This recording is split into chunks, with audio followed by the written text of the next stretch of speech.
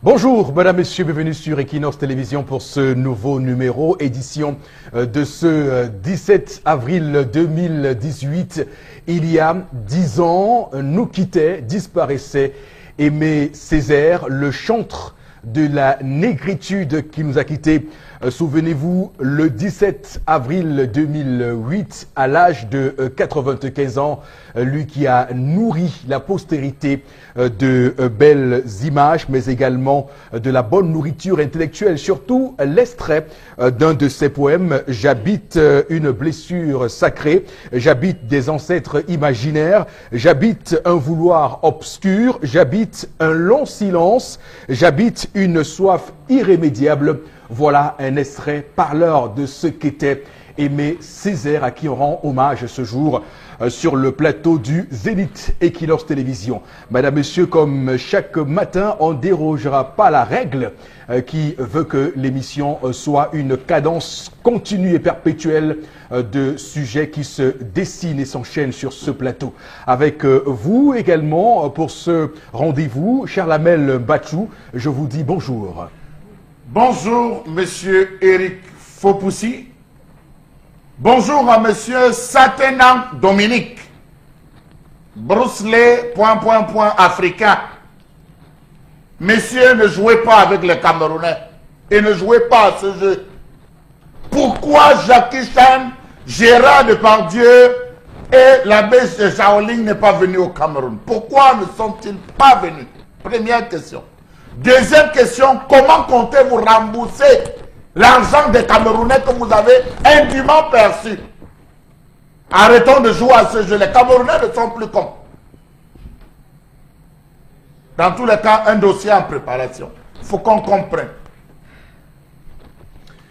Ça a été une farce, hein, la sortie d'hier face aux médias où les organisateurs de cette grosse escroquerie en Mondiovision au Cameroun se sont plutôt attelés à dire où se trouve Jackie Chan au lieu de faire des précisions sur la procédure de remboursement parce que ayant trompé les Camerounais sur la marchandise. Ils doivent même s'excuser. Il faut qu'ils s'excusent publiquement et dans les médias nationaux qui connaissent. Il faut s'excuser.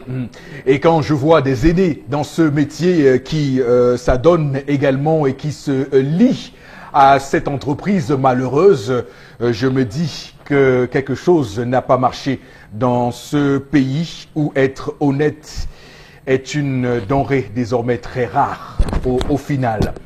Sur ce plateau, madame, monsieur, également ce matin, plateau du Zénith, Florazé, bonjour. Bonjour Eric Fopoussi, bonjour à vous, bonjour à nos chers téléspectateurs.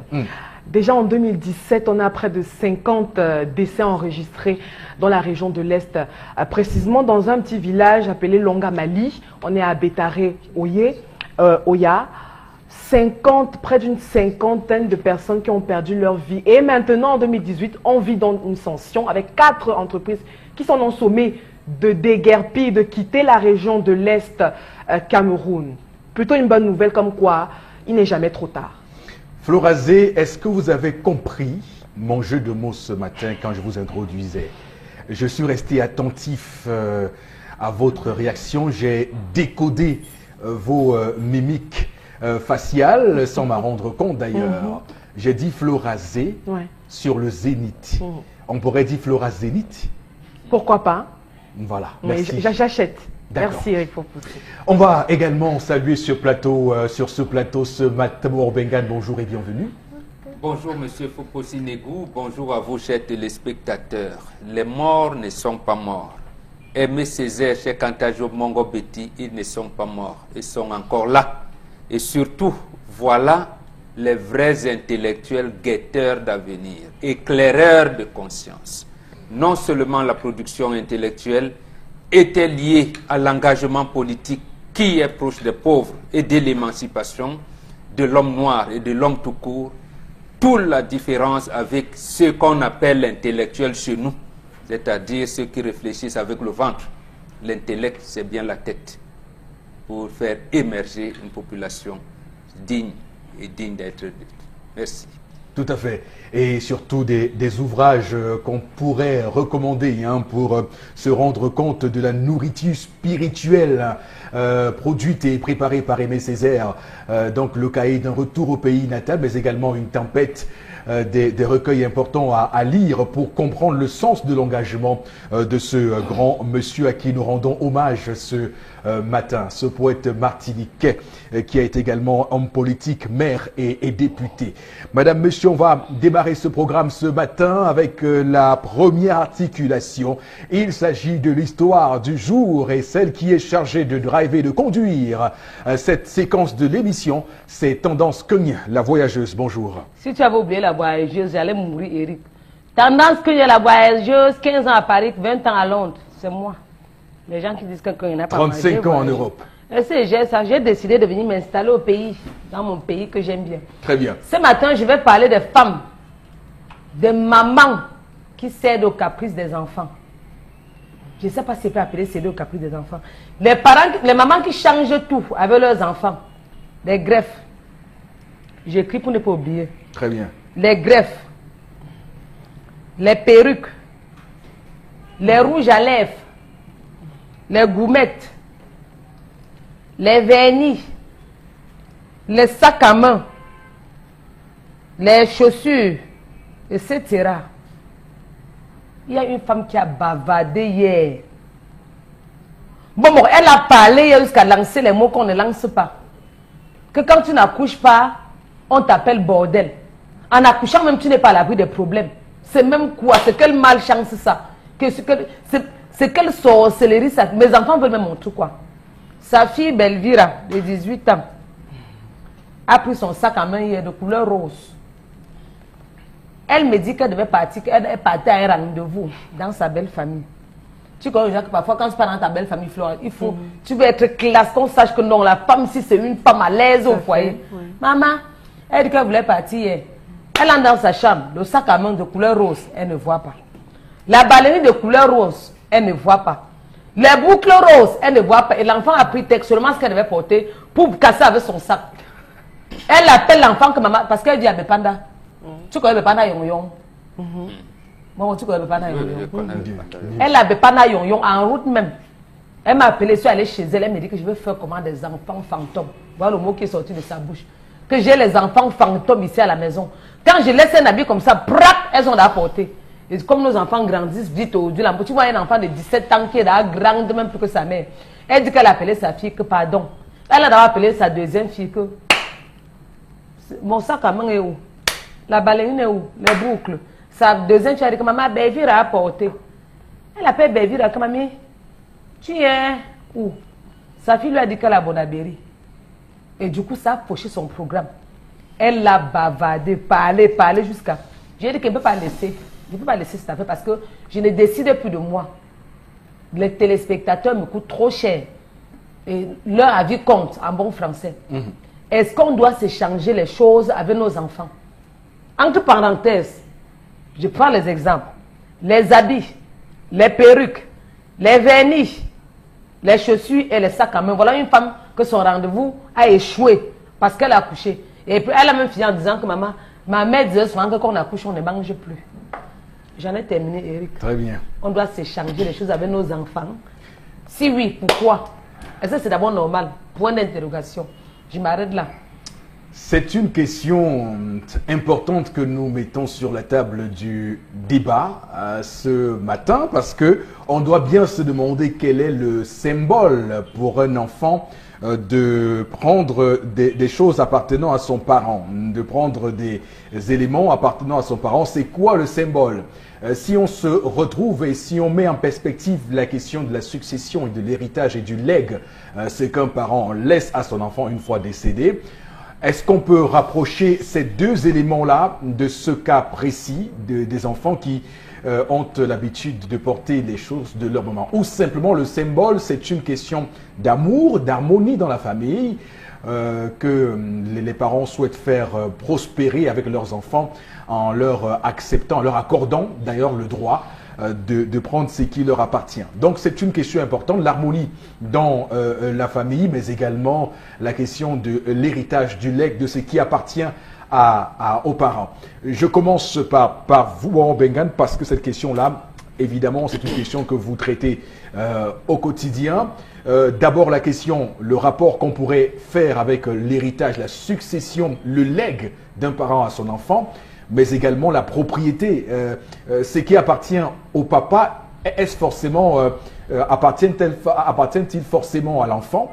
C'est ce qu'on peut également mettre en perspective ce matin, mais également la question de l'harmonie dans la famille. Est-ce que pour des raisons d'entente cordiale dans la famille, on peut laisser et tolérer qu'un enfant puisse utiliser des choses appartenant à son parent, que ce soit le père ou la mère?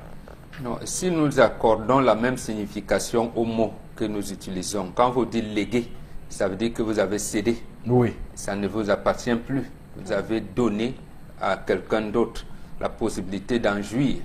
Maintenant, on dit, c'est pour cette raison donc que on est lègue. Quand on lègue, ça veut dire qu'on estime qu'on est en train de former.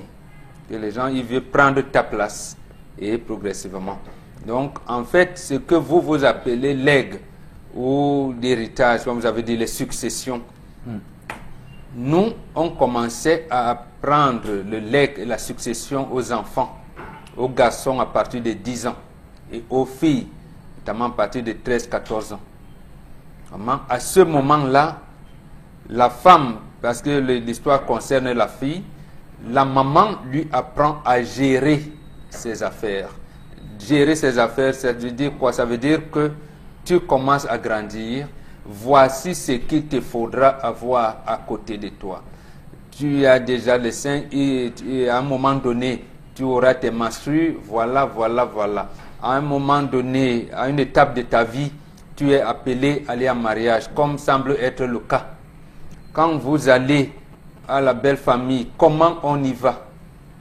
Qu'est-ce qu'on prépare pour aller à la belle famille? Tout ça est compartimenté, est bien réglementé. Et à quel moment on voit son fiancé? À quel moment et comment on rend visite à sa future belle-mère, à son futur beau-père? Donc ça, vous nous faites l'image de la transmission. Absolument. La transmission d'abord du savoir-vivre, du savoir-être, mais là il y a une transmission un peu malheureuse de l'avoir. Ça commence par la femme elle-même qui se plaint. D'accord. Regardez le nom, le prénom qu'elle donne à son enfant. Belvira, ça signifie quoi? Ça ne signifie rien du tout. Ou alors, si vous voulez, ça signifie la déviance même de la société. Mais Belvira a appris mes choses. Ça commence par là. C'est elle, c'est bien elle qui lui a donné le nom de Belvira. On va fouiller pour savoir quelle est l'étymologie de Belvira, pour savoir si ça n'a rien à voir. Ça n'a rien à voir avec notre culture. Belle vie. Ah, peut-être, mais dans quel dialecte? Les filles ont le nom. Et chez nous, la fille a 2 noms. Le nom de papa Ngombengan. Mais mon épouse appelle la première fille sa belle-mère. C'est sa belle-mère. Donc elle lui donne un petit nom à sa belle-mère. Oui. À celle qui a le nom de sa maman, elle l'appelle maman. C'est-à-dire qu'il y a des petits noms qu'on donne à sa belle-fille qui ne s'accommodent pas de Belvira. Donc comment comment vous expliquez le phénomène qui est décrit dans l'histoire de ce jour, de cette fille qui happe à souhait, à temps et à contre-temps les affaires de sa maman? Sa maman, elle qui a l'erreur, elle a oublié comment sa propre maman lui a appris la vie. Au lieu de transmettre ce qu'elle a reçu de sa maman, inconvénient? Il n'y a aucun inconvénient que cet enfant... non, il y a toujours, c'est toujours les même le nom qu'on lui a donné, c'est un inconvénient. C'est un inconvénient. Nous vivons là dans la déviance totale. D'accord. Donc je veux dire, elle va s'en prendre à elle-même. C'est elle qui met tous ses enfants dans la déviance. Donc en fait, quand vous donnez vos boucles d'oreilles à votre fille, parce qu'elle grandit déjà, elle n'a pas encore de moyens pour acheter, vous lui dites, ma fille, à cet âge-là, vous commencez à avoir le visage d'une femme. Voilà, vous l'amenez dans votre garde-robe, vous lui dites, prenez ça, prenez ci, prenez ça. Vous lui donnez. D'accord. Il n'est plus question d'échanger. On n'échange pas. Même votre sac à main, on n'échange pas. Vous ne devez pas porter. En fait, ça veut dire quoi? Ça veut dire que... Vous offrez. Oui, vous offrez. Mais vous n'utilisez pas. Vous n'utilisez plus. Quand vous offrez aussi à votre fille, à votre fils, vous ne rétrocédez plus, vous n'utilisez plus. Ça veut dire en fait que cette fille est en train d'entretenir des relations sexuelles avec son papa. C'est ce que ça veut dire. Parce que lorsque maman, vous donne ses habits, elle les lave et vous donne, c'est fini. Elle ne les reprend plus. Donc, c'est ça qu'il faut comprendre par là d'abord, la première vue. Maintenant, vous dites c'est la modernité. Moi, je dis c'est la déviance totale. Vous dites, oui, les enfants d'aujourd'hui, vous avez utilisé l'expression des tendres, mais les enfants d'aujourd'hui, ce n'est pas les enfants d'aujourd'hui. Ils sont nés enfants. Nous leur avons inculqué une éducation, absolument. Alors, là, la faute revient à la maman. Est-ce qu'on pourrait y voir la pauvreté? Est-ce qu'on pourrait comprendre ce phénomène par la pauvreté ambiante qui fait que les parents n'ont plus les moyens nécessairement d'offrir à leurs enfants les choses qu'ils sont en droit d'attendre? Non, monsieur. Ici, c'est la pauvreté mentale. Très bien. L'éducationnelle. La pauvreté sur le plan financier, matériel, non, n'existe pas, n'a pas sa place ici. Puisqu'on peut trouver des habits à 100 francs aujourd'hui. On en trouve. Donc, c'est plutôt la pauvreté mentale. D'accord. Alors, Charles Hamel, c'est à vous que je m'adresse par la suite. Alors, comment vous expliquez ce phénomène qui n'est pas un cas isolé, hein? L'histoire de ce matin n'est pas un cas isolé, ça se voit, ça se constate. Alors, je vais d'abord commencer par faire une petite reprécision. Je sais que Moubourg l'a fait, mais je vais insister en disant que le legs n'est fait que lors au décès de l'individu qui fait un legs. C'est-à-dire, à ma mort, je fais don de tous mes biens. Et ça, c'est le legs. De son vivant, qu'est-ce qu'il fait? Non, de son vivant, il fait un don. Il fait un don. Il fait un don, il fait un cadeau. Donc, il faut faire à ce niveau la différence. Absolument. Il faut faire à ce niveau. D'accord. La différence. Oui, absolument. Donc, maintenant, l'éducation de la jeune fille était vue comme un triptyque qui commençait à la cuisine. Savoir laver les assiettes, savoir apprêter les condiments, savoir les écraser, savoir assaisonner, éplucher, composer les repas. Savoir prendre le riz, savoir que le riz peut être accompagné par telle sauce, savoir qu'on ne peut pas faire le coquille avec le riz, savoir qu'on ne peut pas... Il y a un ensemble, la première initiation de la fille à ce niveau. La deuxième initiation de la fille venait dans son environnement immédiat, sa chambre. Comment classer les choses, comment organiser. Et durant ce parcours jusqu'au corps, parce que le dernier était le corps. Et lorsqu'on arrivait au niveau du corps, la fille se retrouvait déjà entre les 9, 12, 13, 14 ans. On lui disait maintenant, ma fille, tu vas bientôt saigner. Ma fille, tu vas faire ceci, tu vas entrer dans une autre phase. Comme ton corps sort, tu vas plus te laver avec les garçons. Tu ne vas plus faire ci, tu ne vas plus faire ça. Attention, il faut cacher ton corps. Évite qu'on voit ta nudité. Voici les parties les plus importantes. Lorsque tu te dois de cette situation, voici comment, lorsqu'un garçon va te faire ci. Voilà les différentes étapes. Donc, lorsque la fille arrivait, c'est la maman qui prenait ces objets de jeune fille. Ces objets, ces parures corporelles de jeune fille pour orner sa fille. En lui disant, quand je venais de rencontrer ton père, voici la première boucle que j'avais payée, voici la première truc, essaie de mettre un peu ça. Désormais, quand tu vas sortir, une fille ne sort pas seulement comme ça, elle va devoir se décorer, elle va devoir mettre ci, telle parure, tel truc. Voilà comment on accompagne la jeune fille qui commence à sortir déjà de la maison. Non, tu vas plus laisser tes doigts comme ça. Une jeune fille ne laisse pas. Arrange-toi, tu peux mettre sur la main gauche. La main gauche, la main gauche. Dans le cas d'espèce, oui, j'en viens. Ce matin, oui, dans le cas d'espèce, je peux oublier la question que je peux poser. Dans le cas d'espèce, Charles Hamel, est-ce qu'on doit aujourd'hui reprocher à cette jeune fille de faire ce qu'elle fait et de mettre le grappin sur les objets appartenant à sa maman? J'en viens, j'étais en train d'en venir. Oui, d'accord. Avant d'en venir, est-ce qu'on peut expliquer son comportement par le fait qu'il n'y a pas eu le cheminement que vous venez de dérouler dans son éducation? Voilà, allez-y. Là, vous avez fait, j'ai anticipé. Oui. Allez-y, continuez. Parce que la jeune fille n'entrait pas, n'avait pas accès à la chambre de sa mère. Oui. La jeune fille était invitée à sa mère, par sa mère lors d'une conversation. Et c'est durant la conversation qu'elle lui faisait don. Elle pouvait arrêter que samedi tel, je vais vider ma cantine. Parce que quand elle voit les formes de ma fille, c'est comme quand moi-même j'étais jeune, pour parler trivialement. Elle invite donc sa fille le samedi. Elle lui dit que vraiment, depuis je n'ai pas ouvert la valise, ouvre-moi un peu la valise. Elle ouvre la valise, la fille dit que maman, la robe c'est bien, hein. J'essaie, la maman dit si tu veux, essaye. En fait, c'est seule la maman qui sait qu'elle veut faire don à sa fille. Mais aujourd'hui, les jeunes filles s'invitent à temps et en contre-temps dans les chambres de leurs parents. Entre même parfois surprennent leurs parents dans des conversations et dans des positions étrangement. On n'entre pas, on n'a pas accès. Parce qu'on a libéralisé, justement, comme Bombo est en train de décrire, on a libéralisé ce que vous appelez le progrès, l'émancipation. On a dans la chambre de papa, on vient, on ouvre la porte comme ça, on est entré. Non.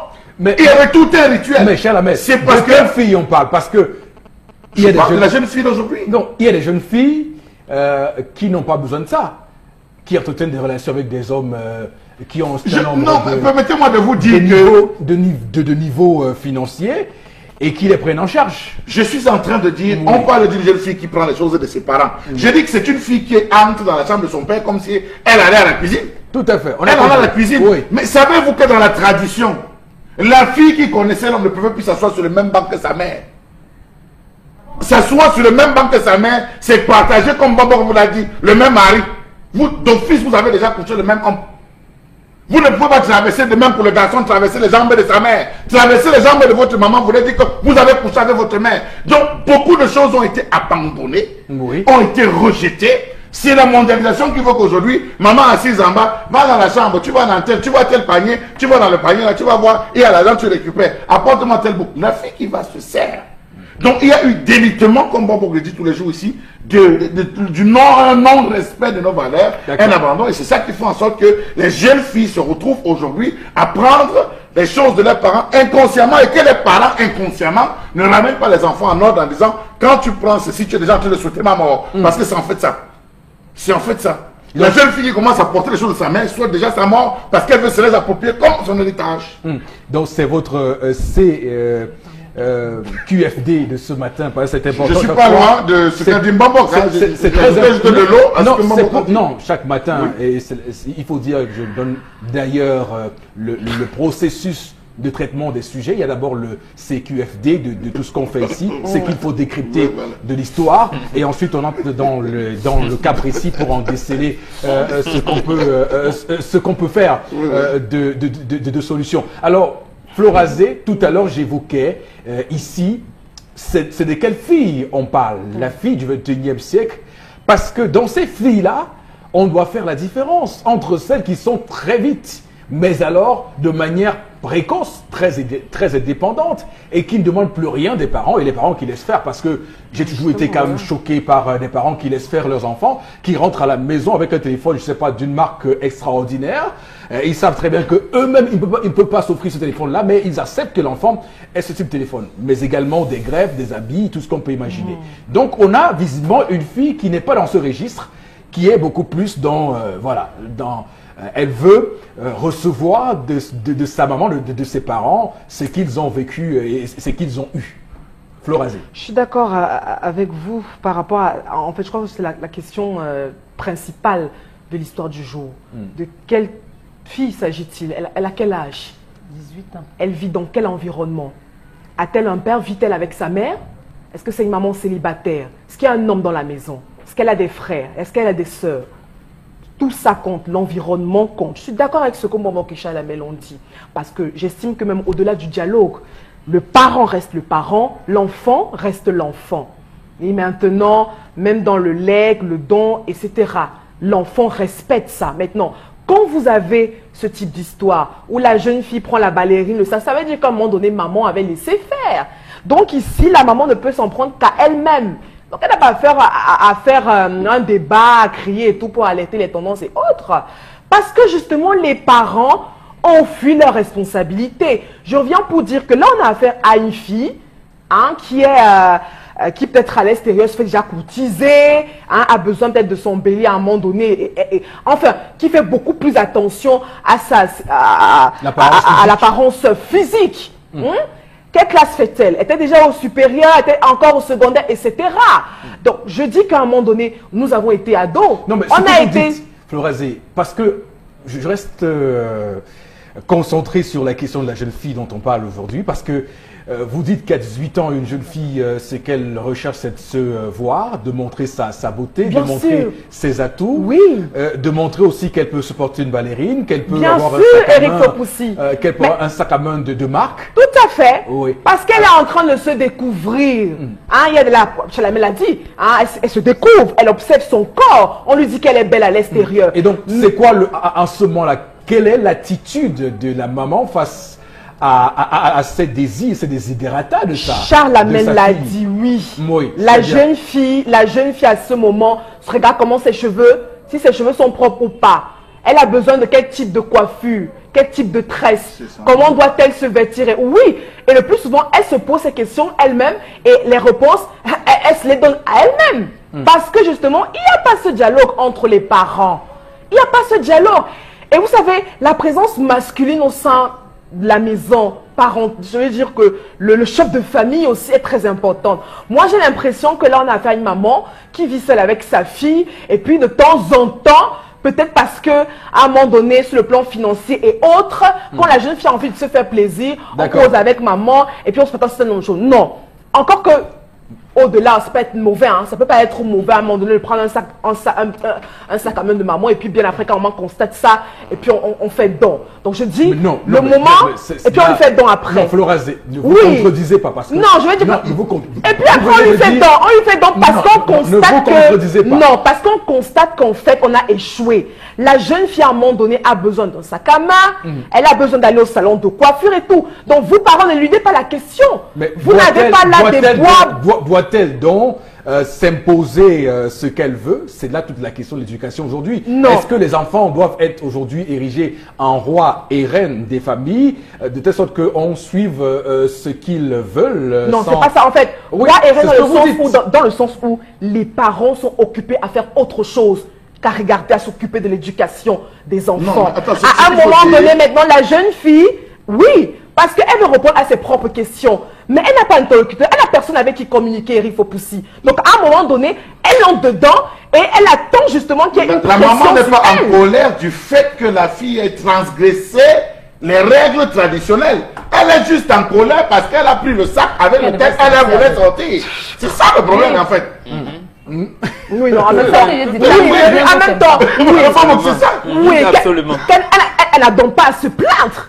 Qu'elle attende dans sa fille, qu'elle discute. Moi, je trouve que non, c'est impensable. Il faut donc qu'il y ait des règles. Ça veut dire le parent reste le parent, l'enfant reste à la place d'enfant. Maintenant, il peut y avoir des legs, notamment on n'a pas la question de legs ou de dons. Ça arrive que vous constatiez que votre fils peut-être a besoin d'une paire de tennis. Mais vous ne forcez pas de vous-même le don. À un moment donné, non, je dis ceci, vous aurez aimé, non, je dis ceci. Ça peut, c'est une sonnette d'alarme pour les parents. Vous avez aimé qu'elle aille se prostituer pour avoir un sac à main et tout. Elle se dit non. Elle se dit j'ai besoin d'un certain nombre de choses en tant que jeune fille. Et ça, c'est pas une disgrâce.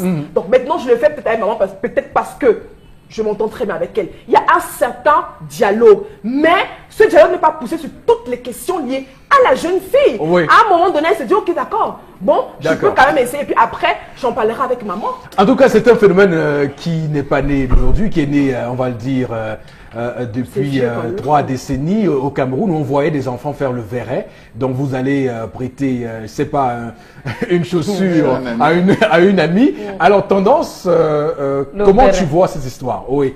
Le verret, c'est ça qu'on appelle le LO, l'oyo. Voilà. À nos jours, même quand tu accouches l'enfant, tu n'accouches pas son cœur.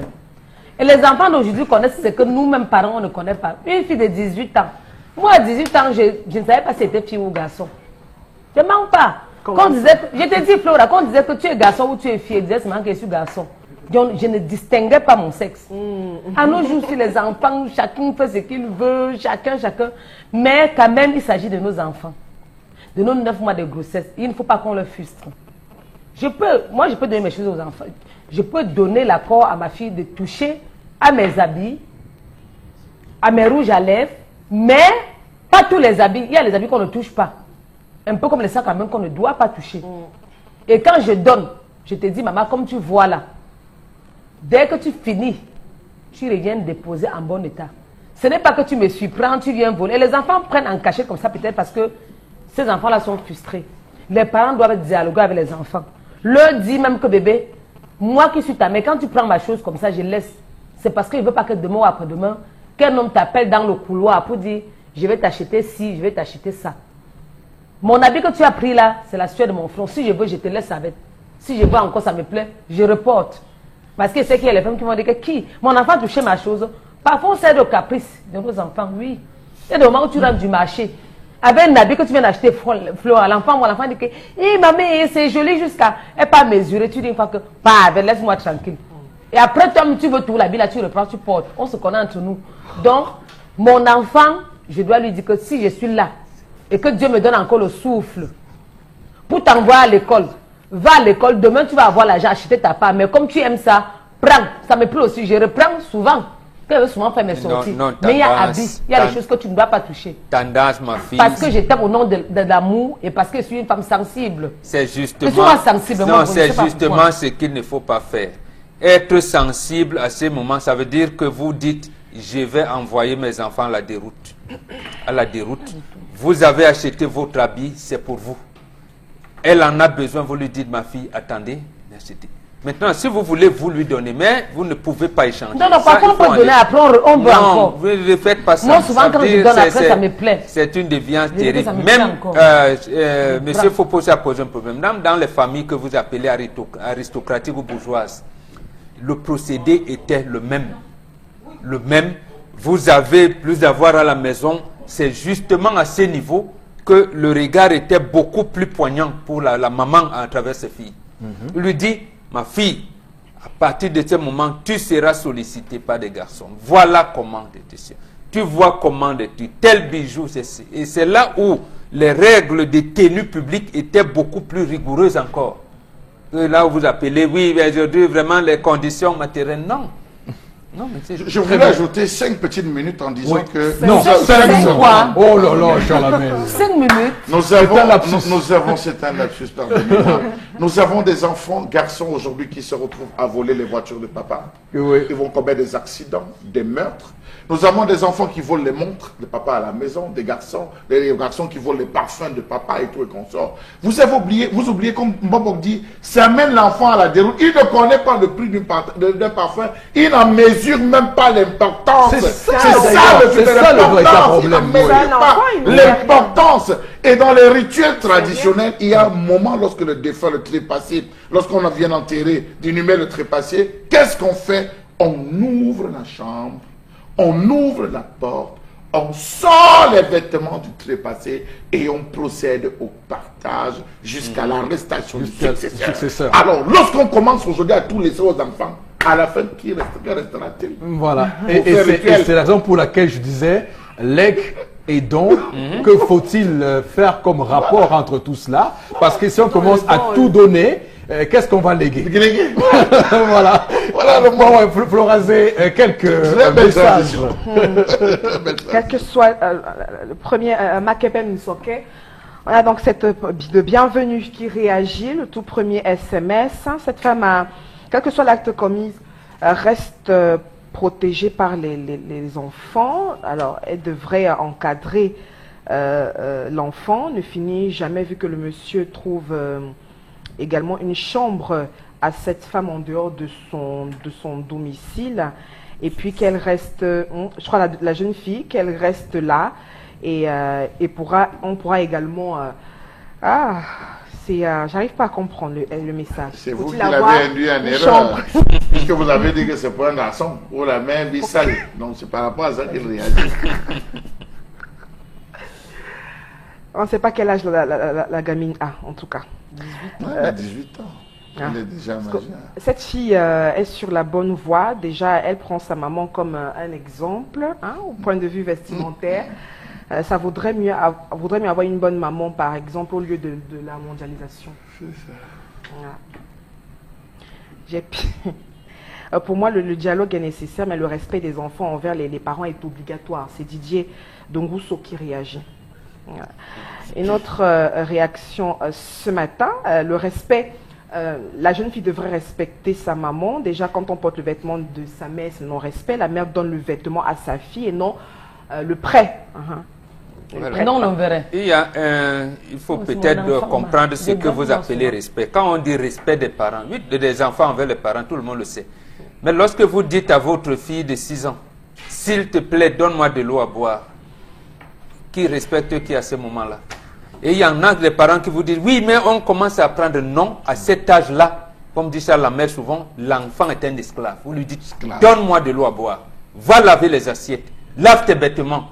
Ouais, ceci. On lui donne, on ne dit pas s'il te plaît. Non. D'accord, on lui intime des autres. Absolument. Oui, Florazé, allez-y. C'est vrai que la modernisation nous envahit, mais nous ne devons pas oublier d'où nous venons et devons apprendre à transmettre les valeurs traditionnelles. D'accord. Merci beaucoup à vous, madame, monsieur, de rester sur Equinox Télévision. La suite de votre programme, le Zénith, c'est dans un court instant.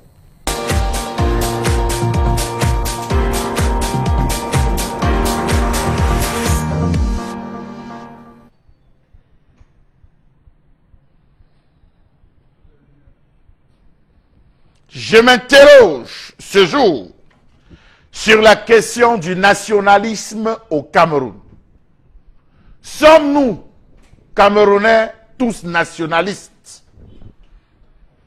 Peut-on dire que les Camerounais d'aujourd'hui portent en eux les germes, mieux les gènes, du nationalisme implanté par les pères fondateurs de cette République? Peut-on dire que dans la maxime de nos actions et paroles dénote un brin de nationalisme? Quelle est la place de ce long passé nationaliste dans les programmes et manuels scolaires d'histoire du système éducatif camerounais? Pourquoi donc n'enseigne-t-on pas suffisamment l'histoire du nationalisme camerounais dans les écoles et les universités, alors qu'on sait que ce nationalisme a contribué largement à l'évolution politique du Cameroun? Pourquoi dans les médias, on n'inculque pas de manière répétitive la notion du nationalisme au Camerounais?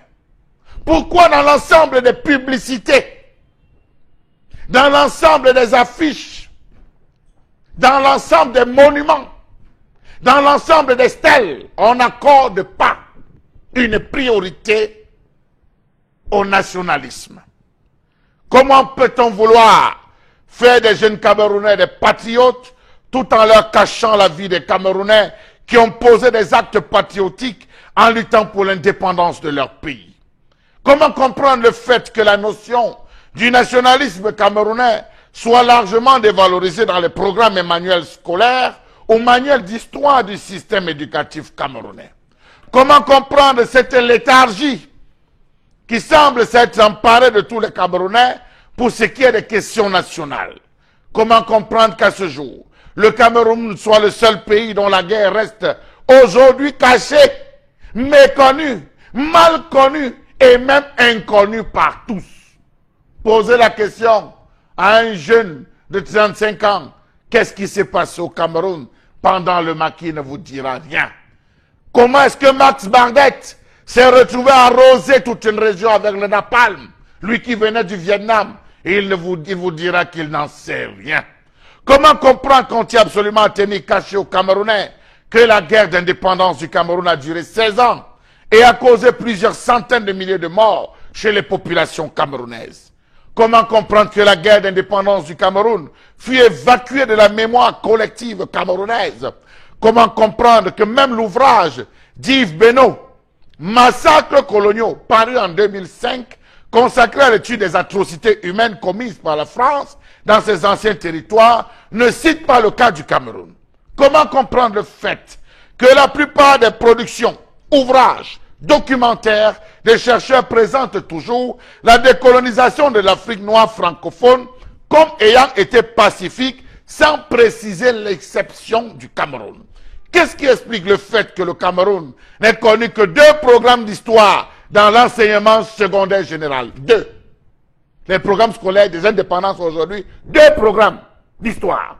Le premier, datant de 1963, modifié fondamentalement en 1990 pour laisser la place au second qui est encore en vigueur aujourd'hui. Savez-vous que, Monsieur Fopoussi, suivez-moi bien, Mbambok, suivez-moi bien, et vous téléspectateurs, suivez-moi bien. Savez-vous que dans le premier programme d'histoire enseigné au Cameroun, la place du nationalisme camerounais était inexistante? Savez-vous que sur les 249 leçons qu'il comportait, aucune ne portait sur le passé nationaliste du Cameroun, ni même sur l'histoire du Cameroun? Premier point. Savez-vous qu'au primaire, l'enseignement de l'histoire est majoritairement centré sur l'histoire du Cameroun avec 26 leçons sur 42, soit 61%. Par contre, pour ce qui est des leçons consacrées explicitement au nationalisme camerounais, on n'en recense que 4 leçons sur les 42 que compte le programme, soit 9,5% de leçons. Savez-vous que sur les 164 leçons d'histoire enseignées de la 6e en terminale, 32 sont consacrées à l'histoire du Cameroun. Les 132 autres leçons sont consacrées à l'histoire des autres pays d'Afrique et à celle des pays du reste du monde. Par contre, sur les 164 leçons, seules 2 sont consacrées explicitement à l'étude du nationalisme camerounais, soit 1,82% des leçons. Savez-vous que de la première année à la 8e année, on est dans le supérieur, les programmes comportent 65 matières. Sur ces 65 matières, 6 renvoient à l'étude de l'histoire du Cameroun, soit 9,23% des matières, tandis que sur l'ensemble de toutes les 65 matières, une seule leçon à l'université, une seule leçon, cours d'histoire, se rapporte au nationalisme camerounais, soit un taux de représentativité de 1,5%. Mais cette leçon unique ne se rapporte pas au nationalisme camerounais que de façon implicite.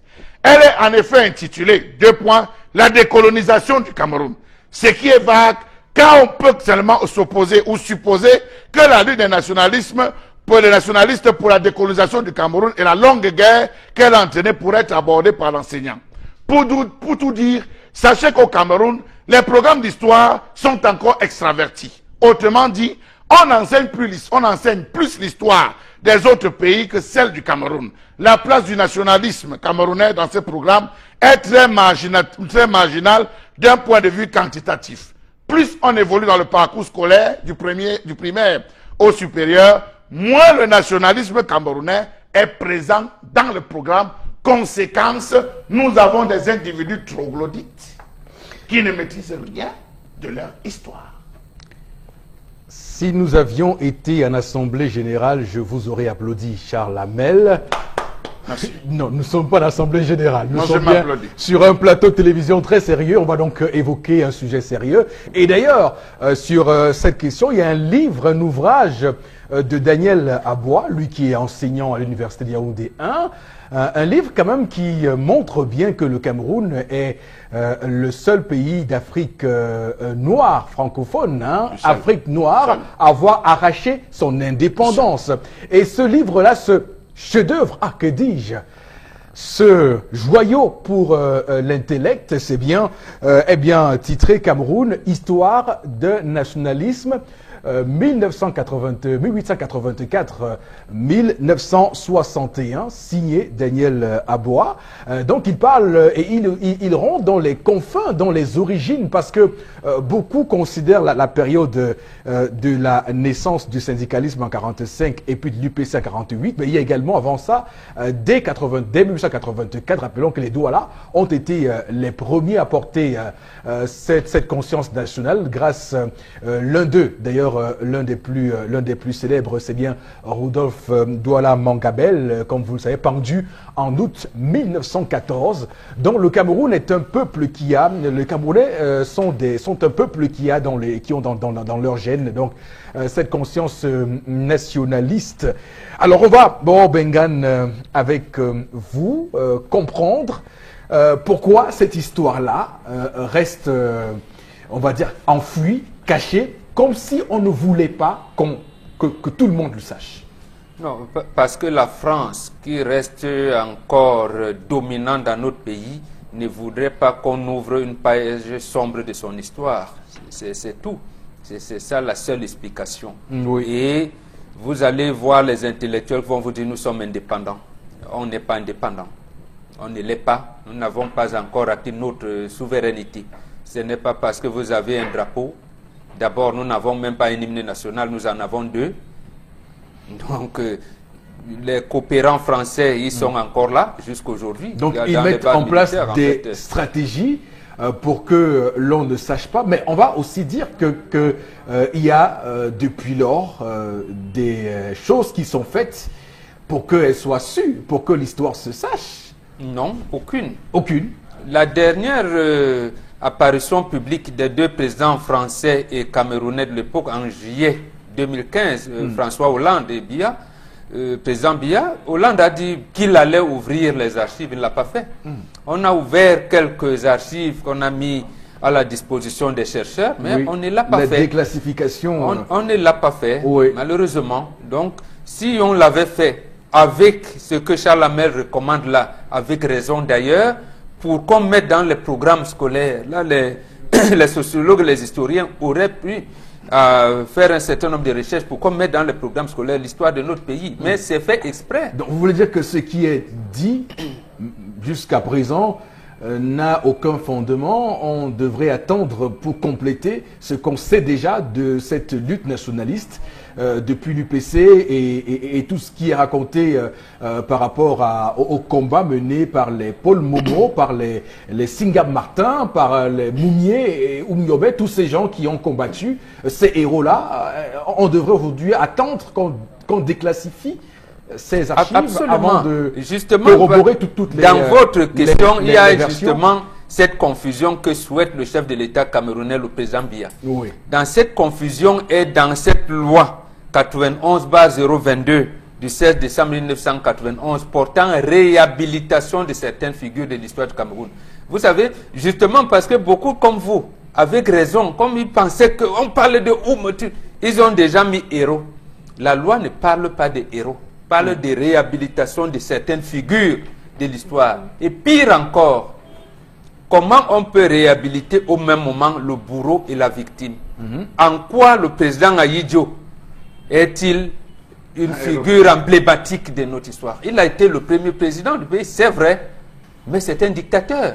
Et justement, on ne veut pas qu'on le dise. Mais on le dit d'Idi Amin Dada, on le dit de tel, mais pourquoi chez nous, on vient mettre, vous m'assassinez, et nous demain, nous devenons les figures emblématiques. Vous, pour m'avoir assassiné? Non, mais justement, c'est cette confusion-là est tenue, je vais dire, exprès.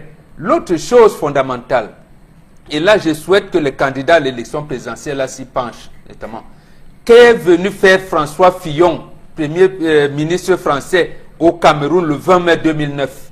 Si on sait que le Cameroun, vraiment, c'est un pays, j'allais dire, indépendant, souverain, il a son titre, le chef de l'État fait ce qu'il est venu faire quoi? Pourquoi on cache les accords qu'il est venu signer avec le président Biya, ici, le 20 mai 1999. Donc, c'est de 2009, pardon.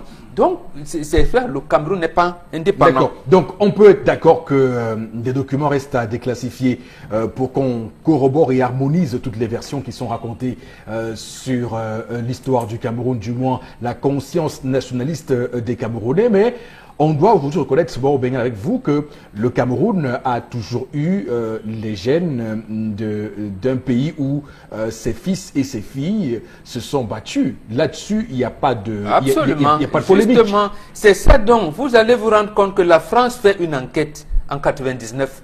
Parce que tout le monde attendait l'an 2000, même le BOG, même les informaticiens vous disent, l'enquête que sort en France, c'est que le général de Gaulle est le plus grand français de tous les temps. C'est-à-dire, il dépasse même celui qui a inventé l'école, Charlemagne. C'est lui le plus grand français de tout. Mais si vous dites, Oumyobé, oui, Moumié, mais Douala Mangabel, on ne sait rien d'eux. Rien d'eux, et c'est fait exprès. Justement, vous dites une chose importante. Or, ce sont les UP6-là qui ont, j'allais dire, fait naître le sentiment nationaliste tel que nous l'avons aujourd'hui.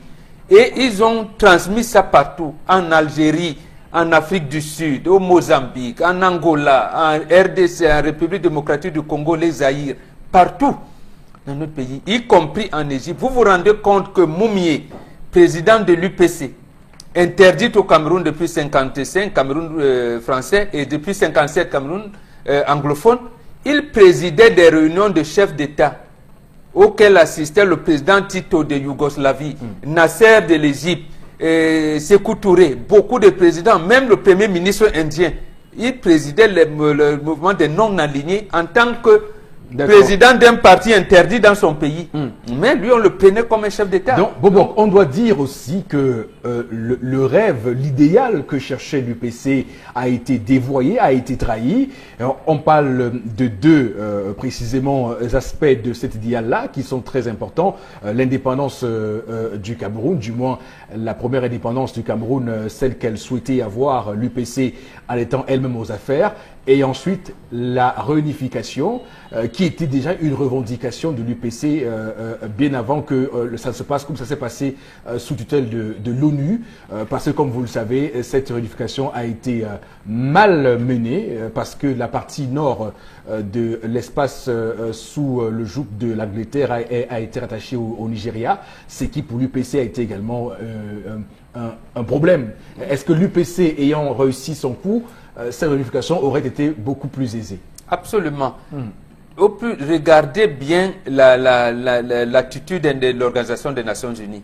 D'abord, l'UPC a dit qu'il faut avoir la réunification avant l'indépendance du pays. Oui. Et l'Organisation des Nations Unies organise une session spéciale Cameroun du 13 février au 4 mars 1959.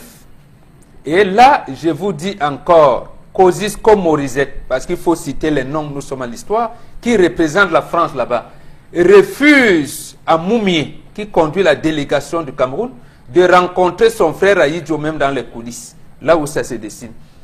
Il refuse. Or, il disait réunifier le pays, organiser les élections générales, et c'est après que vous allez donner l'indépendance à tout le Cameroun réunifié.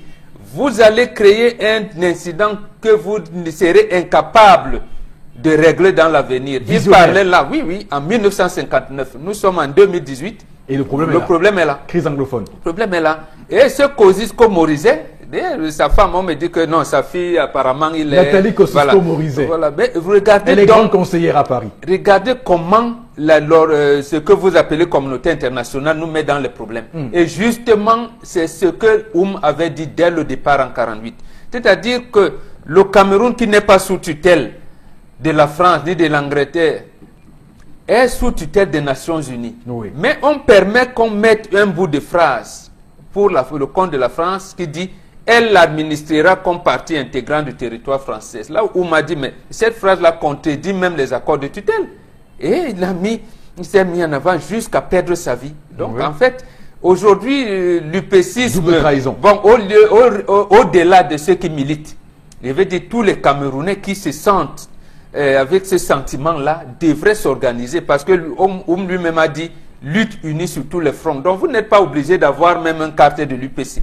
Mais dès lors que vous dites mon pays, et si c'est pour cette raison que nous demandons au président Biya, organise un dialogue avec les anglophones, par exemple. Monsieur Fopoussi, il est facile de prendre 10 moutons à Douala et de les amener à Garoua. Mais il serait compliqué de prendre 10 Camerounais et de les amener à Garoua sans qu'en cours de route, un gars arrive et te dise, mais tu sais même ce qu'on va aller faire là, je préfère m'arrêter s'il continue. Vous allez arriver à Garoua avec deux Camerounais, les 10 avec lesquels vous êtes partis au départ. Il est facile de manipuler un individu qui ne connaît pas son histoire. La preuve, regardez-nous. Enfin, du moins ceux qui ne s'intéressent pas, regardez les Camerounais. Ils ne connaissent rien de leur histoire. Chacun se bat comme il peut pour connaître son histoire, avec le peu de moyens qu'il a à ses bords. Posez la question, je vous assure, posez la question à descendre avec la terminale, posez la question à un individu qui est Martin Paul Samba. Il va lancer la tête comme ça, siffler. On n'a pas vu ça. On n'a pas vu ça, ce n'était pas au programme. Oui. Voilà la réponse des Camerounais. Ce n'était pas au programme. Demandez à un Camerounais lambda que vous allez rencontrer qui est Douala Mangabel. Il va mettre la main. Il y a combien de médias dans Douala Premier? Combien de médias dans Douala Premier ont réussi à faire un seul documentaire sur la tombe de Douala Makabel? Combien de Camerounais vont de ce côté-là, vont ne serait-ce qu'au niveau de sa tombe, là où il est enterré avec ses frères, ne serait-ce que pour se prosterner? Combien de Camerounais? On a vidé la substance que les Camerounais ont dans les cervelles. C'est fini. On a aspiré ça, je ne sais pas avec quoi. Regardez que vous avez un programme scolaire. Je vais prendre 3 cours. En classe de terminale, une leçon d'histoire intitulée Le Cameroun de l'autonomie interne à l'indépendance. Dans le Cameroun d'autonomie, là, il y a quoi dedans? À l'indépendance, il y a quoi? C'est d'une vacuité. Attends, il y a un autre coup. La pénétration européenne à l'intérieur du Cameroun et la réaction des populations autochtones. Voilà le titre de leçon.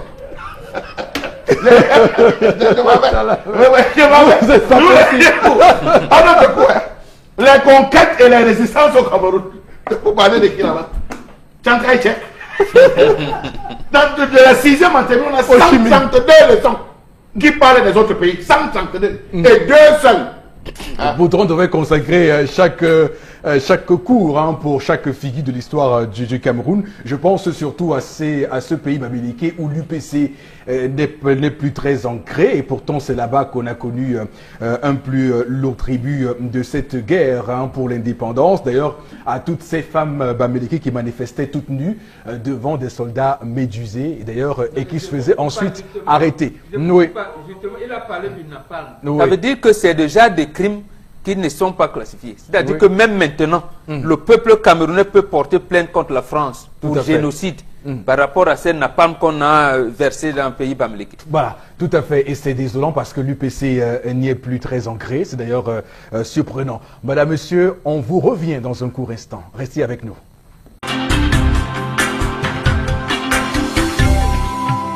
Voilà, monsieur, pour cette deuxième partie de votre émission reconnue d'utilité publique 10-12 le Zénith. Et pour cette deuxième partie encore, et toujours des sujets qui vont rythmer les échanges et nos réflexions sur ce plateau, avec Charles Hamel toujours en place, Laura Zé également, Bourbengan aussi.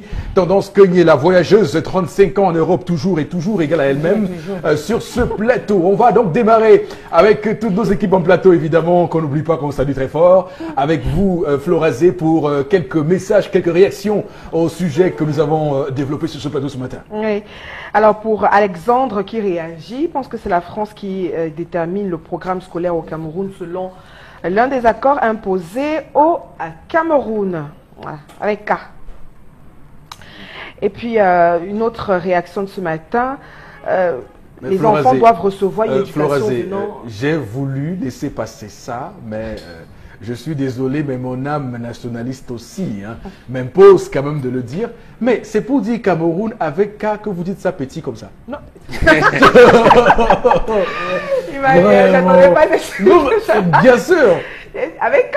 Mais je dis avec... Bon, il faut marteler le K pour montrer un Cameroun uni. C'est ça, c'est ce que M. Foposi Negou veut vous dire. Non, je l'ai dit petit. Non, il faut dire avec K. Avec conviction, force.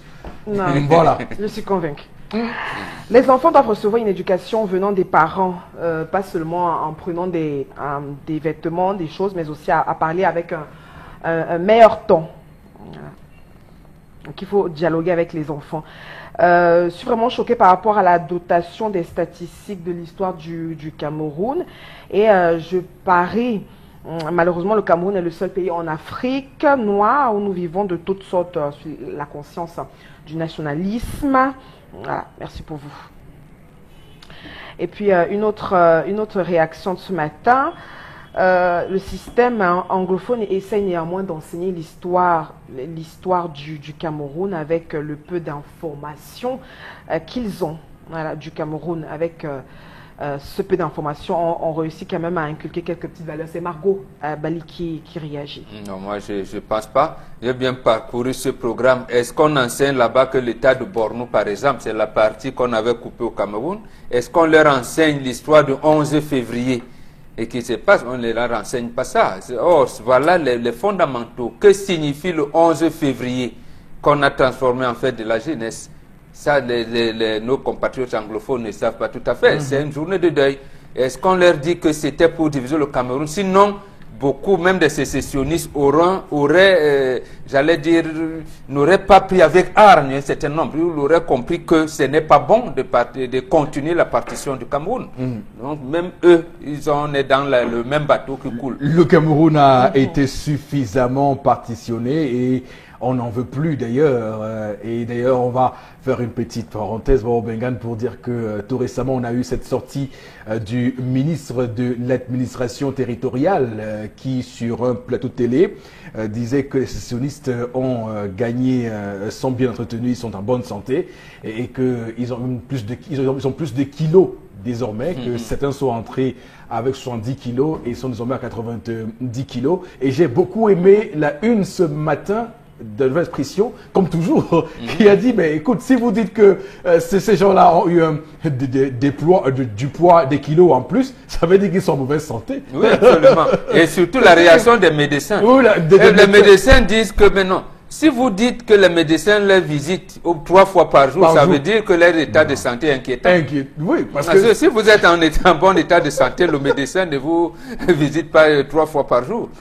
Oh, j'aime beaucoup cette une ce matin de la Nouvelle Expression, comme toujours, hein, très bien nourrie. Allez lire cette une, allez lire cette édition, cette parution, parce que c'est important de voir comment on décrypte, les médecins décryptent le temps de passage qu'on fait devant le médecin, mais également l'augmentation subite de 20 kilos. Voilà. De poids en 3 mois. Attention, on risque d'avoir atteint le diabète. Voilà, donc c'est clair. Alors que Paul Atangadji, en le disant, voulait marteler et se vanter de ce que le gouvernement traite bien les sécessionnistes. Mais oh que non, c'est une communication un peu alambiquée. Florazé, allez-y, continuez, lisez les messages, je vous en prie. Alors il y a Moisseau à Konsamba qui pense que tout dépend des relations entre la fille et la mère dès le bas âge, et de plus c'est sa mère, donc c'est possible que ce soit normal car c'est sa maman, et cette situation on l'observe beaucoup plus chez les enfants filles. Non, ce n'est pas parce qu'on observe une certaine complicité entre la fille et sa maman que c'est normal. Justement, il y a des complicités déviantes qu'il faut corriger, comme c'est le cas ici. Une autre réaction ce matin, les résultats, voilà, puisqu'on parle. Alors, il y a une autre réaction ce matin. Les enfants ne sont pas des esclaves.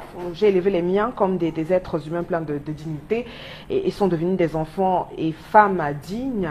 Voilà, on fabrique, certainement, des parents fabriquent des êtres, des enfants complexés et mal dans leur peau et font d'eux des esclaves. Voilà. Je crois que c'est par rapport à... Le mot esclave sont dedans. C'est peut-être parce qu'on a dit que, voilà. À l'éducation, on a dit comme un esclave. Que de 0 à 10 ans. Si j'ai quelque chose et que ça plaît à ma fille, pourquoi elle ne prend pas? Non, quand votre enfant, avant l'âge de 10 ans, il doit savoir qu'il doit laver les assiettes. Si à 16 heures, il a mangé, il ne l'a pas lavé, vous le grondez. Il s'entête, vous tapez un peu. Ce n'est pas le rendre esclave. Au contraire, quand il aura plus de 20 ans, à ce moment-là, vous vous mettez à causer avec lui. Parce que pendant de 3 ans, quand vous l'amenez à l'école, vous n'avez pas demandé son avis. Quand vous l'inscrivez à l'école à 2 ans et demi, à 3 ans. Donc, ça veut dire que vous voulez qu'il ait une éducation à la maison et une instruction à l'école de la vie. Florette dit qu'il y a les femmes qui vont envoyer le message pour dire que non, l'enfant de qui? Sans s'interdire sur mes choses, vos enfants touchent. Vos enfants touchent vos choses et vous ne dites rien. Oui, les enfants touchent. En plus, les enfants qu'on accouche aujourd'hui, tu vois, une fille de 19 ans.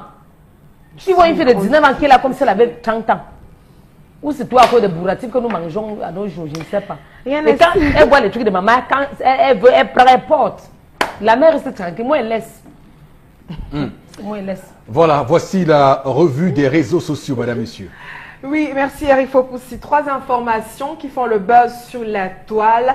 Et la toute première, on pense donc à cette opération qui a déjà pris effet, en tout cas pour ce mois d'avril, et qui va s'étaler pour le mois jusqu'au mois de juin.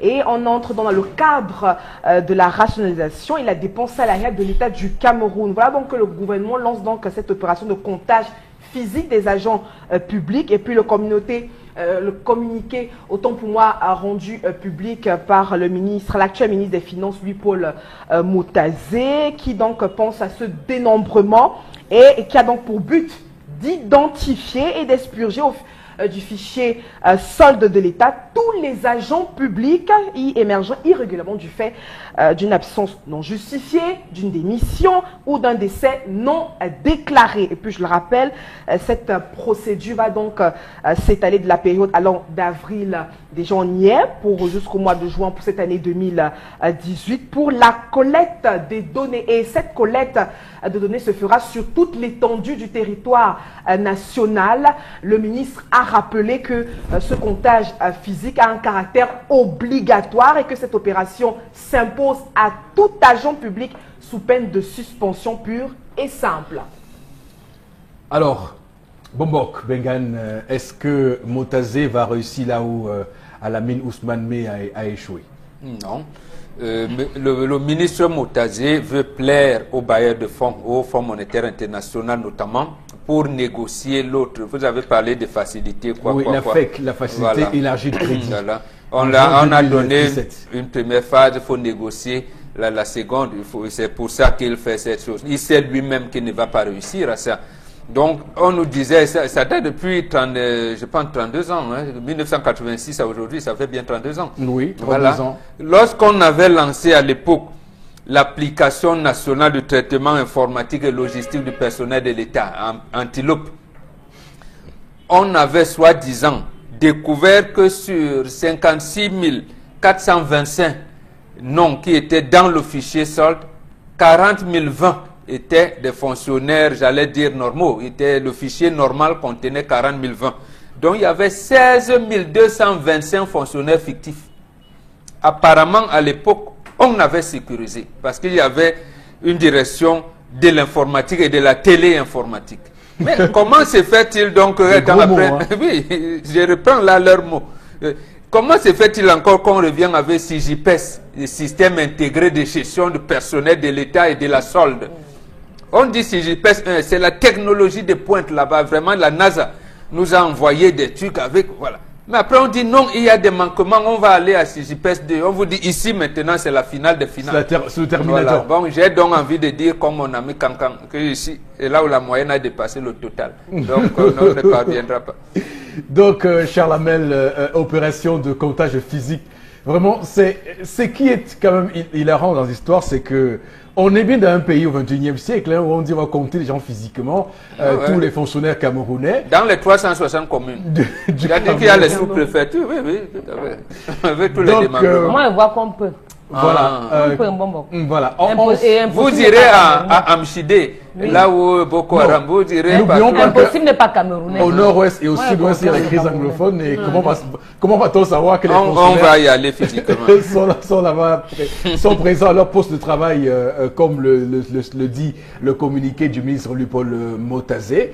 Mais ce qu'il faut dire, c'est que il y a quand même la mauvaise foi à Charles Hamel. On voit ailleurs comment ça se passe. Quand on décide une opération comme celle-ci, on vous dit quels sont les objectifs. Je rappelle que depuis hier, je cherche à savoir quelle est la masse salariale de l'État chaque mois. Alors, les chiffres diffèrent, hein, selon. Il y en a qui disent 70, d'autres disent 75, 80 milliards de francs CFA. Et j'ai même appris que depuis 2007, cette masse salariale est passée de près de 36 milliards de francs CFA à 75 milliards de francs CFA. Donc, un boom terrible. Donc, c'est pour dire que il aurait mieux fallu que le ministre Louis-Paul Motazé, comme il aime beaucoup les audits, qu'il audite d'abord cette dépense salariale de l'État et qu'il nous dise voilà le manque à gagner, voilà l'argent qu'on souhaite récupérer avec cette opération et voilà à quoi va servir l'argent qu'on souhaite récupérer. Donc, ce qui est fait actuellement, je suis désolé, comme vous le dites souvent, Charles Hamel, c'est de la poudre de PLM-PMPM. Monsieur Eric Fopoussi Negou, en 2001, j'avais participé à ce qu'on avait appelé à cette époque l'inventaire national du patrimoine. J'étais coordonnateur d'une zone. Il y avait des individus, lorsqu'ils marchaient, ils arrivaient dans une concession. L'arbre s'est planté depuis combien de temps? On dit non, on a trouvé ça quand on est né. Tu es né en quelle année? Donc, probablement, l'arbre c'est à 30 ans. Il écrit 30 ans. Vous avez quelque chose qui est vieux dans la maison? On dit oui. Vous avez quoi? On sort une vieille lampe tempête. La lampe tempête, c'est là depuis combien d'années? Il met environ 40 ans. Voilà comment des individus travaillent au Cameroun. Et donc, qui n'ont reçu aucune formation. Ils sont allés jusqu'à enregistrer une vieille bicyclette de l'époque. J'ai posé la question de ça. Et donc, ce qui est fort, c'est qu'on va envoyer des mêmes Camerounais aller recenser, aller compter les gens. Nous sommes allés au recensement général. Toujours j'étais dedans. Oui, on est allé encore avec les mêmes individus. Oui, le Burep, oui. On est arrivé pour recruter, pas pour recenser. On est arrivé, quand on toque à la porte, c'est une personne qui dit, vous voulez quoi? C'est pour le recensement, madame. Ça, c'est qui? Il peut avoir combien, vous vivez chez vous combien, madame? Vraiment, c'est rapidement. La femme dit que là, j'ai mes 2 enfants. Il dit, vous avez qui encore? Dit les cousins. La personne met environ 7 personnes. Il va à la telle maison. Je vous assure, voilà comment on a recensé. Je vous l'ai dit, voilà comment on a recensé. Quand on arrive, on dit qu'on a choqué là-bas, le voisin, ils peuvent être combien là-bas? On dit qu'avec tous ceux qui en avaient, ils peuvent être 10. Environ 15 personnes dans ces maisons. Ils sont de quelle tribu? Ceux qui sont là-bas, on dit que les Bamounis sont nombreux chez eux. Donc là-bas, on peut mettre. Voilà comment les gars. Sur le terrain. Voilà les chiffres qu'on a donnés. Nous avons le Sénadi. Voilà. Voilà un gros dossier. Donc, depuis vous posez, je dis, nous avons le Sénadi. On ne réussit pas à épurer là-bas. Oui. C'est au contact physique. En plus, il ne faut pas déstabiliser. Il ne faut pas déstabiliser le Ngomna. Non, il ne faut pas décourager. Ce qu'on dit, c'est sur des faits réels. Quand même. Parce que, si vous avez des propositions à faire, faites. Oui. Faites des propositions. Dites que oui, monsieur Ngomna, ce que vous avez dit, ce n'est pas ça, ça ne va pas y aller. Alors, on propose plutôt ça. C'est simple, tendance. Oui. Chaque département ministériel a ce qu'on appelle secrétaire général. Et sous sa responsabilité, il y a un responsable des ressources humaines. Je prends un tel cas. Lorsqu'on crée le ministère du tourisme, on dit vraiment le Cameroun va ressembler, va même dépasser la Tunisie dans l'industrie touristique. On a pris l'essentiel des cadres au ministère de ce qu'on appelait à notre pour éducation nationale. Ce que vous pouvez appeler aujourd'hui enseignement secondaire. Une cohorte de plègue. Voilà. Est-ce qu'on doit savoir que non, on les a pris là-bas, ils sont combien? Donc en principe, on doit savoir. De la même manière qu'on vient de créer un ministère de, vous appelez ça décentralisation et développement local. Elle est en train de recruter et de procéder à son démembrement. Donc le secrétaire général de ce ministère doit savoir que, en plus du ministre de service, nous sommes tant. Donc on leur donne un moment, ils rectifient. Mais sauf que la femme Ndongo nous a montré l'exemple. Il a nommé les morts. Il a des enseignants qui sont morts. 3 ans après, il les nomme encore. Le programme du deuil. Non, lui, il n'a pas eu le programme du deuil. Il y a même des honneurs académiques et tout ça. C'est qu'il n'a pas eu le programme du deuil. On a lancé l'opération Mboma, dont l'objectif était d'assainir ce secteur. A-t-on réussi? Mbombo a posé une question ici la semaine dernière. La présidence elle-même a des gars qui ont des faux documents, qui ont des faux diplômes.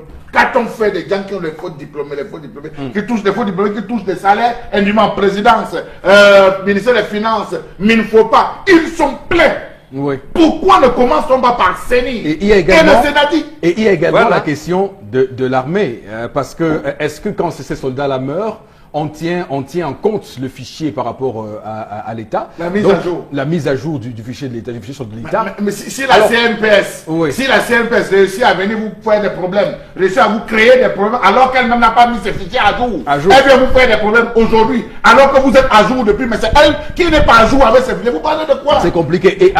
Et avec ça aussi, il y a un autre phénomène, c'est qu'on a des gens qui sont pépères en Europe, au Canada, et dont les salaires passent au Cameroun. Il y en a qui ont 10 salaires dans ce pays, il faut le dire. Et il y en a qui ont 10 salaires, il faut le dire. Donc tout cela, on sait où on doit faire ça. Alors bon, Bengan, maintenant que oui, on 10 lance, salaires tendance. Oui, il y a les gens qui touchent 10 salaires, oui. 10 salaires au pays. Alors, ils sont en France, tranquilles, font des procurations, oui. Oui.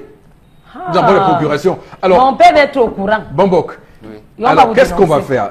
À supposer, nous ne serons pas si pessimistes, à supposer qu'ils réussissent à débusquer des fictifs, qu'est-ce qu'ils vont en faire? C'est quoi la procédure?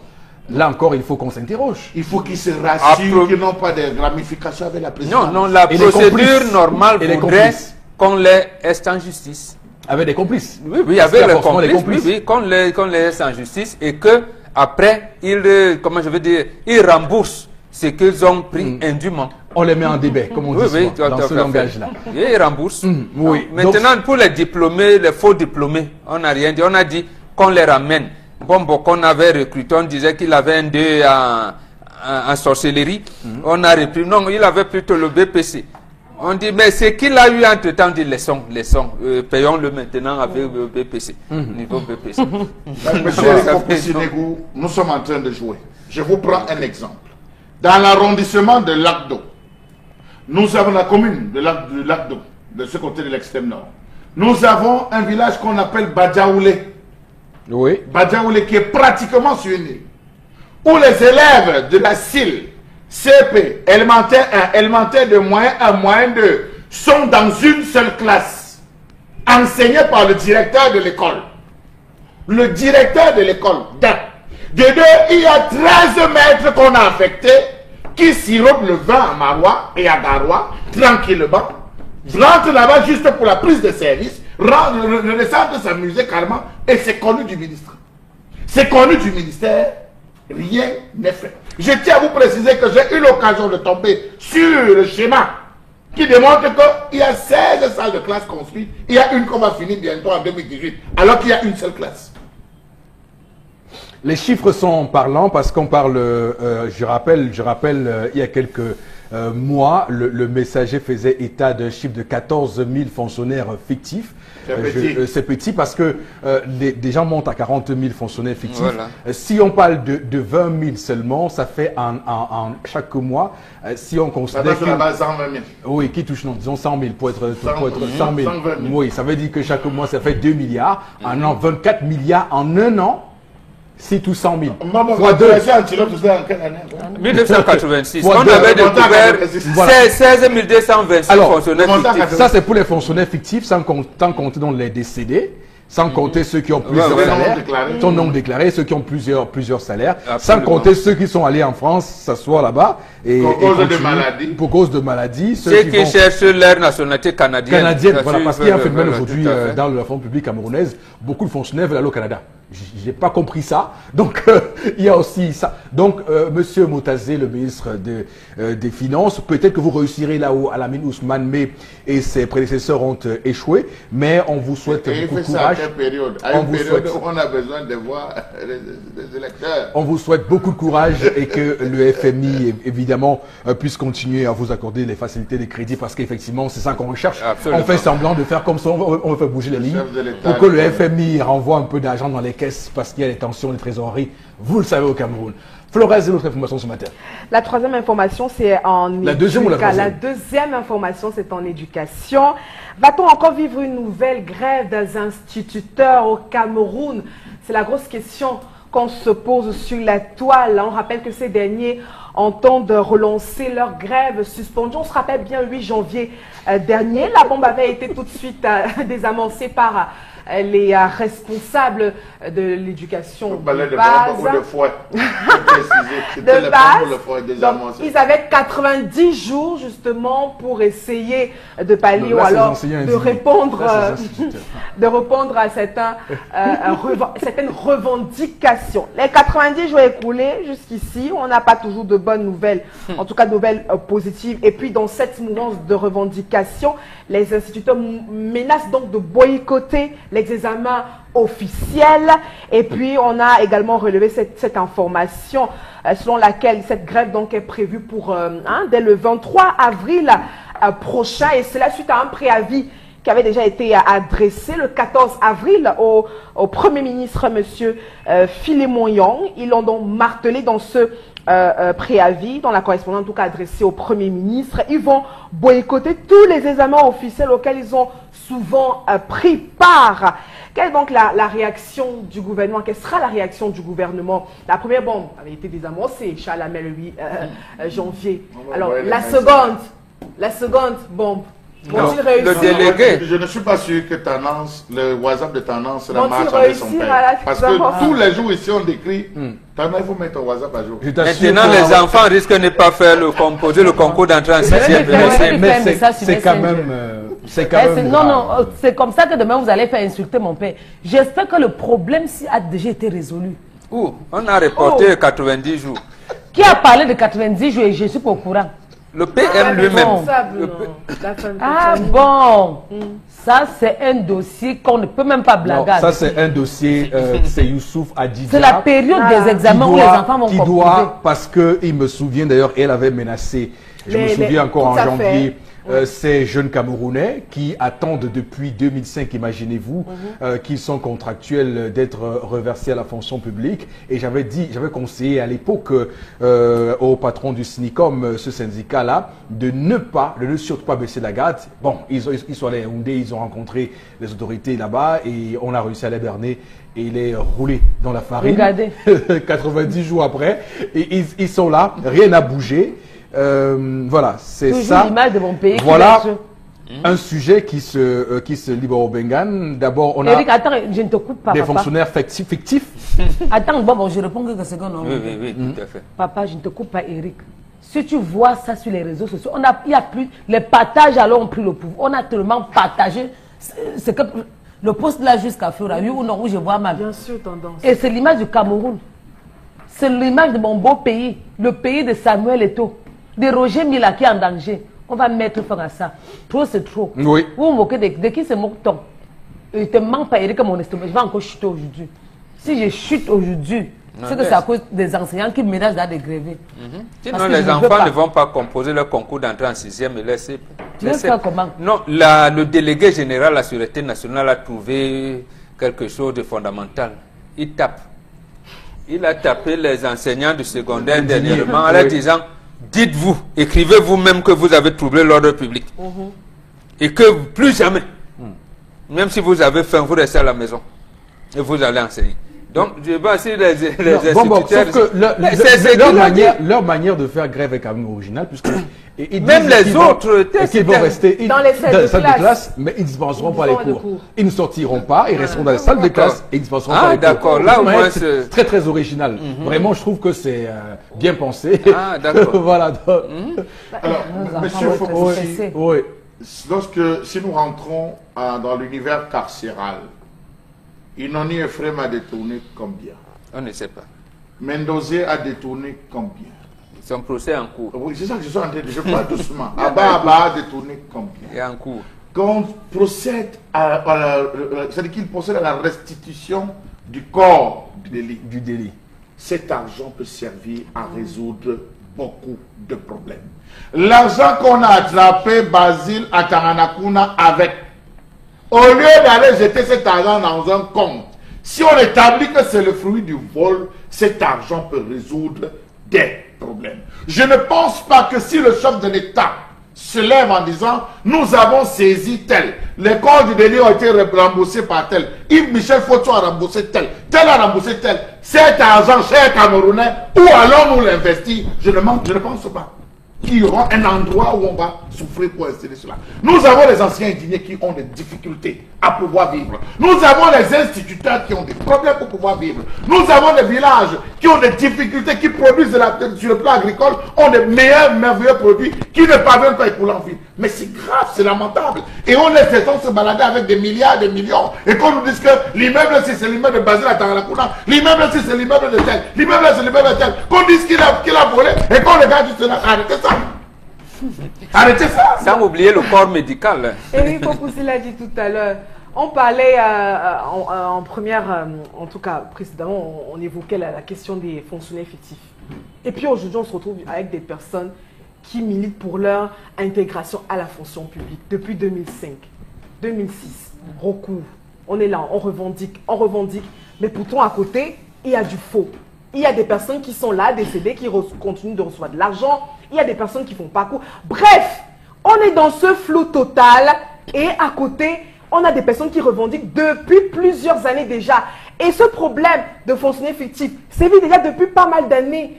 Vous voyez que le système est de telle en sorte il faut que certains crèvent pour que d'autres survivent. Absolument. Mais c'est ça. Non, c'est ça les orientations du Et Fonds monétaire international. Il a dit, si vous recrutez sans mon avis, vous allez voir. Et aujourd'hui, on est à l'éducation de base. De base, mais c'est incroyable qu'on ait une femme à la tête de ce ministère et qu'on vive encore, qu'on laisse les enfants. On parlait de l'histoire tout à l'heure. On parlait de l'histoire de la restitution des faits, des cours, des leçons qu'il faut avoir, etc. et tout. Quelles sont les valeurs qu'on veut communiquer aux uns et aux autres, à la nation? Quelles sont les valeurs? Mais on est obligé de venir ici tous les matins vous donner ce type d'informations. Ce n'est pas de gaieté de cœur. Mais on nous traite de baladalo et tout. Mais on est obligé de donner ce type d'informations parce qu'il y a des familles qui attendent, qui revendiquent tous les jours, qui ont besoin d'amener les enfants à l'école, qui ont besoin... Mais on se retrouve à piétiner sur place sur des problèmes basiques. Et ça, c'est très triste. C'est trop triste.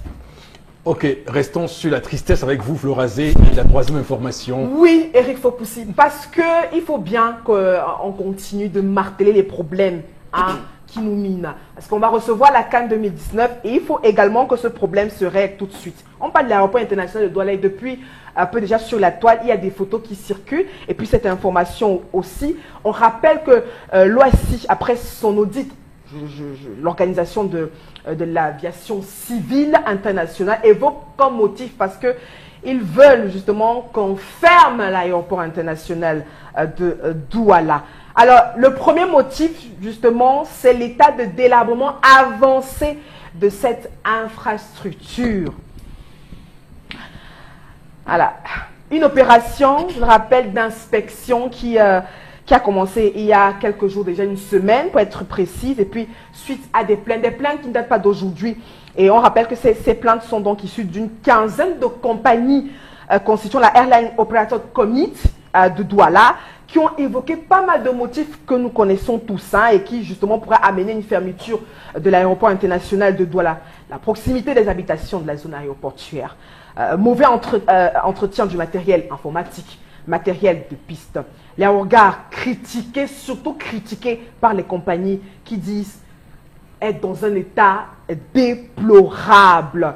Et puis on rappelle qu'en 2016, l'État aussi avait fait une sorte concéder un prêt de 46 millions d'euros, soit 30 milliards de francs CFA sur 4 ans justement pour rénover l'aéroport international de Douala. Vous-même faites un tour si vous êtes à Douala, si vous êtes au Cameroun. Vivez vous-même l'infrastructure, faites le tour à l'intérieur et à l'extérieur. Voilà un sujet qui intéresse Charles Hamel parce que tout récemment ici on évoquait d'ailleurs le duo Assoumou qui a pris en otage l'aviation civile au Cameroun. D'abord le patron des ADC, Thomas Ona Assoumou, mais également la patronne de l'autorité civile au Cameroun, aéronautique au Cameroun, qui est donc, comme vous le savez, Koki Assoumou, Paul Koki Assoumou. Donc ces deux-là qui, comme vous le savez, étaient également protégés par l'ancien ministre des Transports. Souvenez-vous de ce qui s'est passé en 2005 en 2015 pardon, avec le limogeage de l'ancien DG de l'autorité aéronautique, M. Takam, pour mettre donc Koki Assoumou. Donc on va dire qu'aujourd'hui, c'est une organisation sérieuse qui demande qu'on ferme purement et simplement ce simulacre d'aéroport qu'on a à Douala, parce que ce n'est pas l'aéroport. On l'a plusieurs fois dit ici. Lorsqu'on va au Togo, lorsqu'on va au Sénégal, l'aéroport Blaise Diagne à Dakar, vous dites, mais attention, le Cameroun, c'est une république de 1900, comme dit souvent. Comment on dit souvent on va maintenant faire comment pour voyager. Mais pourquoi mettre à la place un aéroport digne de ce nom? Charles Hamel. Qu'on commence par arrêter voyager comment? Tous ceux qui ont géré cette affaire, les dossiers de cet aéroport. De la réflexion? De la réflexion du début, juste de la première réflexion jusqu'à la dernière réflexion, qu'ils soient interpellés. Qu'on commence par rassurer les Camerounais, on parle de dialogue social, on parle de vivre ensemble. Nous avons quelqu'un comme Dominique Satenan qui est arrivé dans un pays comme le Cameroun, qui est venu tromper les Camerounais. On laisse ça passer, il faut qu'on gère ce type de situation. On laisse, à force de laisser les petites choses comme ça finit par devenir les grands plans. Qu'on commence d'abord par interpeller des gens comme ça qui viennent d'ailleurs. Dominique Satenan, qu'on l'interpelle, qui s'explique, qui définisse, qui présente ses excuses aux Camerounais. Ça c'est bien. Je reviendrai sur ça, rassurez-vous, on a Non, travaillé. non, On non. travaille sur le dossier. Non. Parce que même les pratiquants d'Amazon, excusez-moi, ça m'énerve. Oui, Je oui, suis déjà mais ça en colère. vous énerve, mais on parle des aéroports. Oui, je Charles. reviens aux aéroports, c'est une digression. Oui. Je reviens aux Tout à aéroports fait. pour dire Oui. que vraiment, tendance ne me dira pas le contraire. Elle qui a fait 35 ans dans les différents aéroports, dans les différents pays, que la première chose, la vitrine d'un pays, c'est l'aéroport. Lorsque vous arrivez sur l'état de l'aéroport, la première bouffée de chaleur, les premières images, le contact avec la population, les premiers mecs que vous goûtez, si tout cela ne rentre pas, monsieur, même si vous faites 15 ans dans ce pays, vous serez malheureux et mal à l'aise. Rien qu'à ça, nous, les Johannesburg, clients. tu as le goût. Oh, quand tu arrives en Afrique du Sud, à Johannesburg, Oui, tendance. l'aéroport de Johannesburg, bon, tu es arrivé là-bas. Oui, une fois. J'ai dit, quand tu arrives à Johannesburg, tu as le goût de te filmer, dis même que tu es aux États-Unis. Là-bas, tellement on t'accueille, même les toilettes sont propres. Et moi, ça m'énerve parce qu'on dit que ça ne fait même pas encore 3 ans qu'on a arrangé l'aéroport du Cameroun. Ça ne fait pas 3 ans si j'ai une bonne mémoire. Qu'on a fait semblant d'arranger. On avait arrangé. On a menti ton père. Et ce qui m'énerve, c'est tout l'argent, les budgets que vous votez et qu'on signe. On vous donne l'argent, vous ne faites pas. Vraiment, ce n'est pas bien. Quand on vous donne l'argent de faire quelque chose, faites bien. Ne me faites pas vous manquer le respect. Même à Djamena, tu arrives au Tchad, l'aéroport est tellement propre. L'accueil même d'abord. Pas vos choses que vous faites ici quand on arrive au camp. D'abord, tout ça va changer. Je suis là, non? Et vous avez la chance que quand il parle, mon père m'écoute. Je vais l'écrire un long message sur Messenger. Comme vous croyez que quand il parle, il n'entend pas là. Voilà. Papa, j'ai à te dire, même s'il ne me regarde pas ce matin. Très bien. Je connais son programme d'aujourd'hui, il n'est pas disponible. Mais je dis pas ce qu'il devait faire en journée. Parce qu'il vous connaît. Je vous dis pas ce qu'il va faire en journée. Je connais tout son programme. C'est que je vais laisser le message sur Messenger. Il va lire. Dès qu'il me répond, demain je vais encore vous répondre. Merci beaucoup. Merci Garde la infiniment. monnaie, Eric. Florazé, pour ces informations buzz sur les réseaux sociaux de ce mardi 17 avril 2018 sur Equinox Télévision. On va tout de suite maintenant les retrouver au studio et au plateau B. Constilamine pour nous parler du Red Copper ce matin. Bonjour et bienvenue Constilamine. Nourriture colle constamment à votre poil. Fatigué de frotter, gratter et d'abîmer vos Juste après ceci. Cathy Mitchell avec ma nouvelle poêle Red Copper. Cette poêle révolutionnaire est faite de céramique non collante et de cuivre super solide. Garantie de rester sans égratignure. Pas de rayures et pas de résidus collés. Elle est légère et extra résistante. Elle ne s'égratigne pas et elle ne s'effrite pas dans votre repas. Regardez, des biscuits trempés dans le sucre à la cannelle et glacés de caramel collant. Mettez au four. Red Copper va au four avec sa poignée qui résiste jusqu'à 500 degrés Fahrenheit. Et le tout glisse tout seul. Miam! Cuisine et santé. Des lanières de poulet presque sans gras et presque sans huile. Red Copper utilise un cuivre pur à 100%, si durable que vous pouvez couper du beefsteak et des oignons pour un sandwich au steak et fromage fondant. Rien ne colle. Battez-y les œufs sans bol à mélanger. Vous gagnerez du temps. La poêle Red Copper est sans PFOA ni PTFE. Elle est sécuritaire pour vous et votre famille. Flambez vos desserts, grillez du poisson ou faites cuire un poulet au parmesan. Tout glisse facilement, même le sucre caramélisé ne colle pas. Versez sur des arachides pour une délicieuse gâterie. Vous aurez toujours une poêle propre. Fouetter, cuire, frire et même retourner. C'est vraiment la poêle la plus polyvalente sur le marché. Et en plus, elle va au lave-vaisselle. Voilà, alors après donc ce magnifique spot qui nous a permis d'avoir une idée claire sur la présentation de votre poêle révolutionnaire Red Copper. Alors ce matin, je vais m'attarder au niveau des conseils. Ah ben oui, parce que je continue de voir des gens qui passent des commandes de gauche à droite. Pourquoi le faire? Pourquoi vous faire remarquer? Pourquoi acheter n'importe quoi? Nous sommes un pays noble, nous sommes un pays digne, nous sommes un pays élégant, nous sommes un pays bourré de talent. Et un talent, c'est donc le concept Salaka qui vous permet toujours et toujours d'avoir de la qualité commerciale. Pourquoi acheter cher ce qui peut se vendre moins cher? Et aujourd'hui, il y a des articles qu'on achète de gauche à droite et on finit par se plaindre demain. On dit j'étais abusé, j'ai acheté un article par-ci, j'ai acheté un article par-là. Il n'a pas mis long. Je reçois tous les jours les gens qui m'appellent pour me dire Constilamine, ce que tu fais sur les antennes Equinox Télévision, c'est vraiment formidable. Et à tous ces gens, je leur dis merci et je leur dis, je resterai toujours au top avec des articles de qualité qualité. Et ce matin, je parle qualité, je parle poêle, je parle Red Copper. Oh là là, qui n'aimerait pas l'avoir à la maison? Qui n'aimerait pas avoir cette poêle médicale pour nos amis diabétiques qui nous regardent à la maison? Ah ben oui, vous aimez manger moins gras, vous n'aimez pas de l'huile, mais vous aimez bien entendu les omelettes, vous aimez les frites de plantain. Voici donc une poêle qui vous permettra, chers téléspectateurs, de faire vos omelettes sans utiliser une seule goutte d'huile. Oh oui, je vous le dis et j'assume. Essayez, vous ne serez pas déçus. Si c'est le contraire, je vous rembourse 4 fois votre argent. C'est ça l'engagement commercial du concept de Salaka. Alors je rappelle que cette poêle que j'ai entre mes mains, elle est non seulement spacieuse, elle est solide, elle est élégante, elle est stylée, elle est pratique, elle est médicale. Oui, pourquoi médicale? Parce que nos amis diabétiques, comme je l'ai si bien dit, peuvent faire des omelettes, peuvent faire frire leur poisson, peuvent faire frire leur manioc, leur macabo, les pommes ou alors le plantain sans utiliser de l'huile. C'est pratique et c'est économique. À côté bien sûr de ces avantages-là, elle vous permet également, cette poêle Red Copper, d'avoir une cuisine nyanga ate. Ah, c'est la mort seulement. Elle vous permet d'avoir une cuisine comme ça. Assez, c'est très grave. Imaginez le gâteau dans cette poêle au four.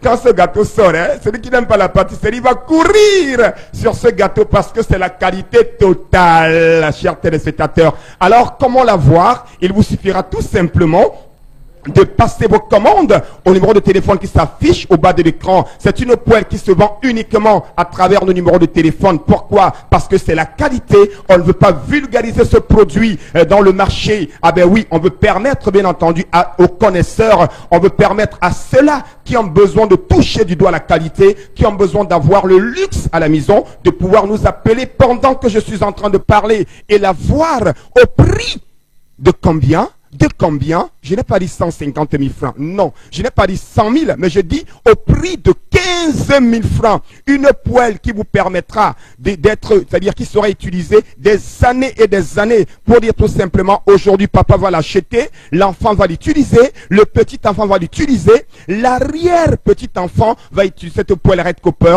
en déboursant seulement la somme de 15 000 francs. Ce n'est pas économique, c'est très économique. Alors pourquoi acheter les poêles de gauche à droite? Pourquoi commander de gauche à droite alors qu'on a le concept Salaka qui vous permet d'acheter une poêle médicale au prix de 15 000 francs seulement? Mbana bato bese, we no pasa deido, we o aqua, we o bepanda, we o yabonde, we o bonaberi, bele tatan wana mangolo de no sawa, nin poêle, nyende mangolo, wa plate pongo pankete, wa plate janga suwe, wa plate janga nyei, te bende nje wa pula no, nin poêle, nyabola mangolo audio, mbana mangolo motote angambele tatan andani une poêle et banja idée 15 000 francs boucaté. La suite c'est avec un autre produit. Le temps bien sûr pour nous de voir la publicité. Merci. Avant je me faisais brûler les mains tout le temps pour pouvoir servir tous mes clients. Mais ça, c'était avant de m'offrir ces gants. Et oui Gigi, avec Super Gants, manipuler des casseroles en pleine ébullition, des marmites ultra chaudes, des grillades à la poêle, au four et au barbecue, tout y passe. Et vous n'avez pas tout vu. Fabriqué à base de silicone, Super Gants est anti-brûlure, anti-chaleur et fait gagner du temps.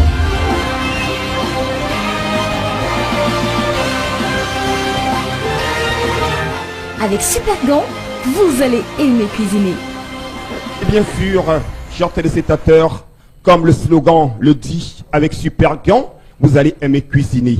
Alors comment vous allez aimer cuisiner et pourquoi vous allez aimer cuisiner? Tout simplement parce qu'aujourd'hui, on n'a plus besoin de se plaindre qu'on est victime d'une brûlure. On n'a plus besoin de se plaindre, bien entendu, que ça chauffe de l'eau. Non. Avec cette paire de gants, vous trempez votre main dans de l'eau chaude. Vous pouvez retirer vos œufs. Vous pouvez sortir votre viande. Question de le tester, de voir si le viande est déjà cuit. Vous pouvez retirer votre plantain. Vous pouvez retourner votre grillade. Vous pouvez retourner, bien sûr, votre macabo sabot en pleine braise, votre plantain sans toutefois être inquiété par la flamme. Parce que Supergant, c'est sécuritaire, Supergant, c'est pratique, Supergant, c'est beau, c'est nyanga, c'est stylé. Alors, chers téléspectateurs, je vous rappelle que vous avez cette paire de Supergant au même principe de vente. Il vous suffit tout simplement de commander dès à présent à nos numéros de téléphone que vous connaissez déjà et qui vont encore s'afficher au bas de l'écran. Alors, quel qu'en soit vous êtes à Yaoundé, en Konsamba, à Beaumonon, c'est l'occasion d'appeler dès à présent. Ah ben oui, pour ceux qui me regardent dans mon village natal du côté de Bonoa-Bengue, c'est l'occasion plus que jamais de commander votre paire de Supergant dès à présent. Je rappelle que la paire de Supergant, vous l'avez à 6 000 francs. Oui. Une paire de Supergant de qualité supérieure faite à base de silicone, neuve dans le carton. Vous l'avez à 6 000 francs, cette magnifique paire de gants. Et comme c'est le salaka, et comme c'est le partage, et comme c'est l'espace qui vous permet de tout avoir, les premières personnes à appeler dès à présent, oui, je dis bien dès à présent, pendant que je suis en train de parler, et après ma communication, auront l'occasion d'acheter l'ensemble de ces deux produits à 18 500 francs, notamment la poêle Red Copper, et votre paire de Supergant au prix unique de 18 500 francs. Merci. Alors profitez pendant qu'il est temps et achetez la qualité. Merci On va tout de suite prendre l'interpellation de cette matinée, madame, monsieur, pour vous qui restez fidèles sur Equinox Télévision.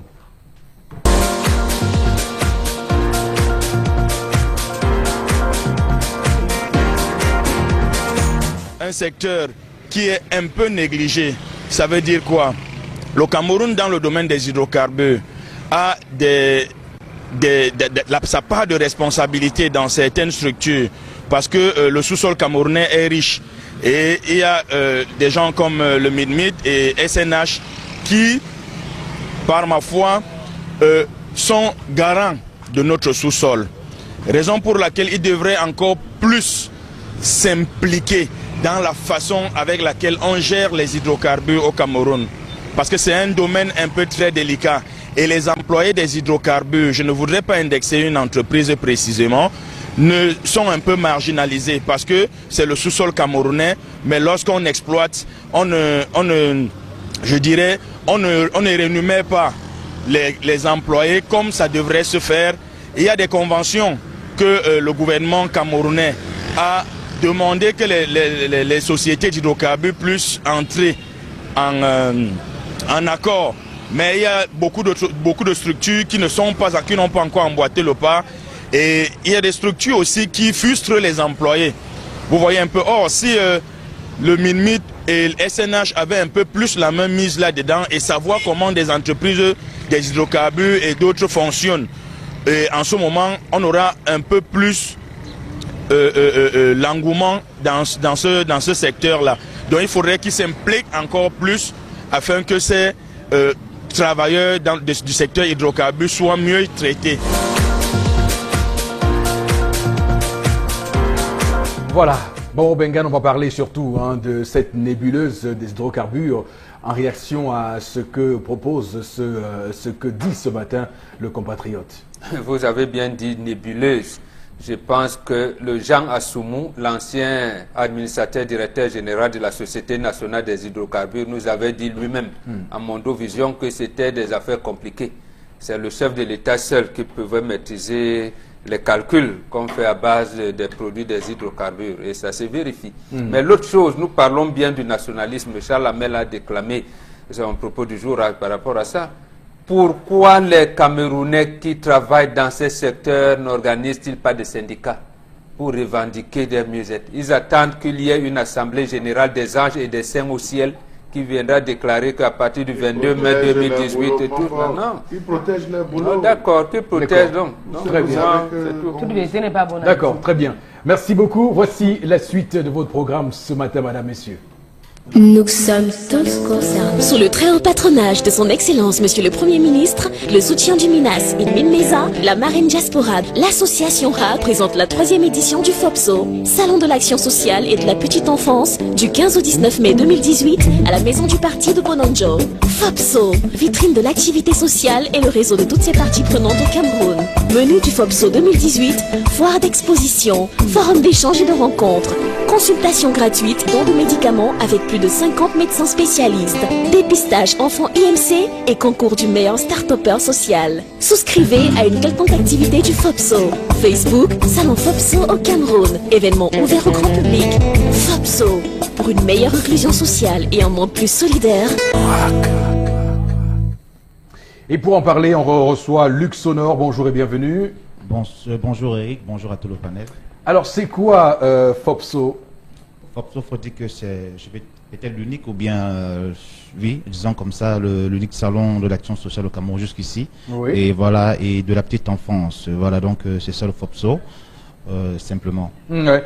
Et quels sont les grands axes du salon FOPSO? Voilà, dans les grands axes du salon FOPSO, nous parlons de l'action sociale, donc nous permettons à ceux qui participent de pouvoir, bien sûr, avoir des consultations gratuites. Voilà, il y a le tourisme qui se joint au FOPSO cette année, il y a le concours de start-up de l'action sociale, entrepreneuriat social, il y a aussi la remise des dons, voilà, aussi la prise en charge des enfants IMC, je vais dire comme grand axe durant cette édition. Voilà, il y a aussi le forum, parce qu'il faut dire que hors le salon, nous avons le forum pendant, et c'est aussi la foire. Voilà, et on peut également s'enquérir de l'innovation de cette 3e édition. Oui, bien sûr, nous parlons de 3e édition, ça veut dire qu'il y a une première, il y a une deuxième, et forcément pour cette édition, nous avons un peu faire plus, parce que voilà, il y a déjà le tourisme qui va avoir lieu pendant cette édition. Nous avons des délégations qui viennent de l'étranger, principalement des États-Unis, aussi, je dis des États-Unis, de la France, de la Belgique, de la Marine vient. Nous aurons ces délégations du côté du Gabon et du Tchad.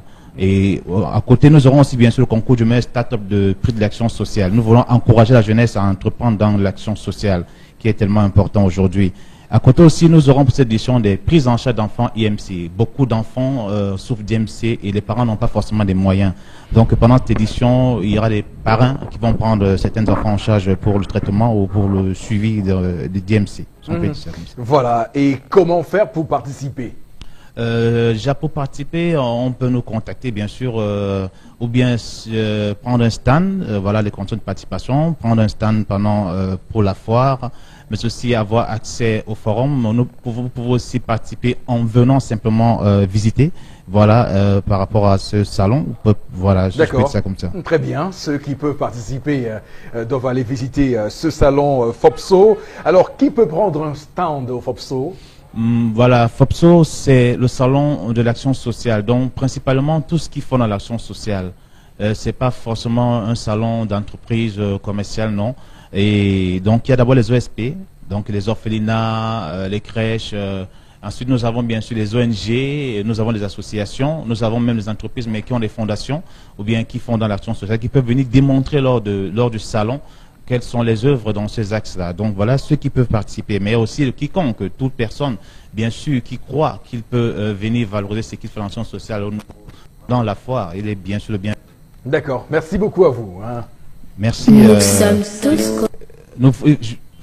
Sous le très haut patronage de son Excellence Monsieur le Premier ministre, le soutien du MINAS et Meza, la marraine diaspora, l'association RA présente la 3e édition du FOPSO, Salon de l'action sociale et de la petite enfance, du 15 au 19 mai 2018 à la maison du parti de Bonanjo. FOPSO, vitrine de l'activité sociale et le réseau de toutes ses parties prenantes au Cameroun. Menu du FOPSO 2018, foire d'exposition, forum d'échange et de rencontres, consultation gratuite, don de médicaments avec plus de 50 médecins spécialistes, dépistage enfants IMC et concours du meilleur start-upper social. Souscrivez à une quelconque activité du FOPSO. Facebook, Salon FOPSO au Cameroun. Événement ouvert au grand public. FOPSO, pour une meilleure inclusion sociale et un monde plus solidaire. Merci beaucoup infiniment à vous, madame, monsieur, d'avoir été si présents ce mardi pour cette autre édition de votre émission 10-12, le Zénith. On va dire merci à toutes nos équipes, Emmanuel Wapi, mais également Cédric Chouna, également sur ce plateau Charlamel Batchou, Flora Zébor Bengan, Tendance Kenyé la voyageuse. N'oublions pas Farel Bougna qui est avec nous et qui nous fait son amitié ce matin. Madame et messieurs, on se retrouve demain. Restez sur Equinox Télévision. Que Dieu bénisse le Cameroun. À demain.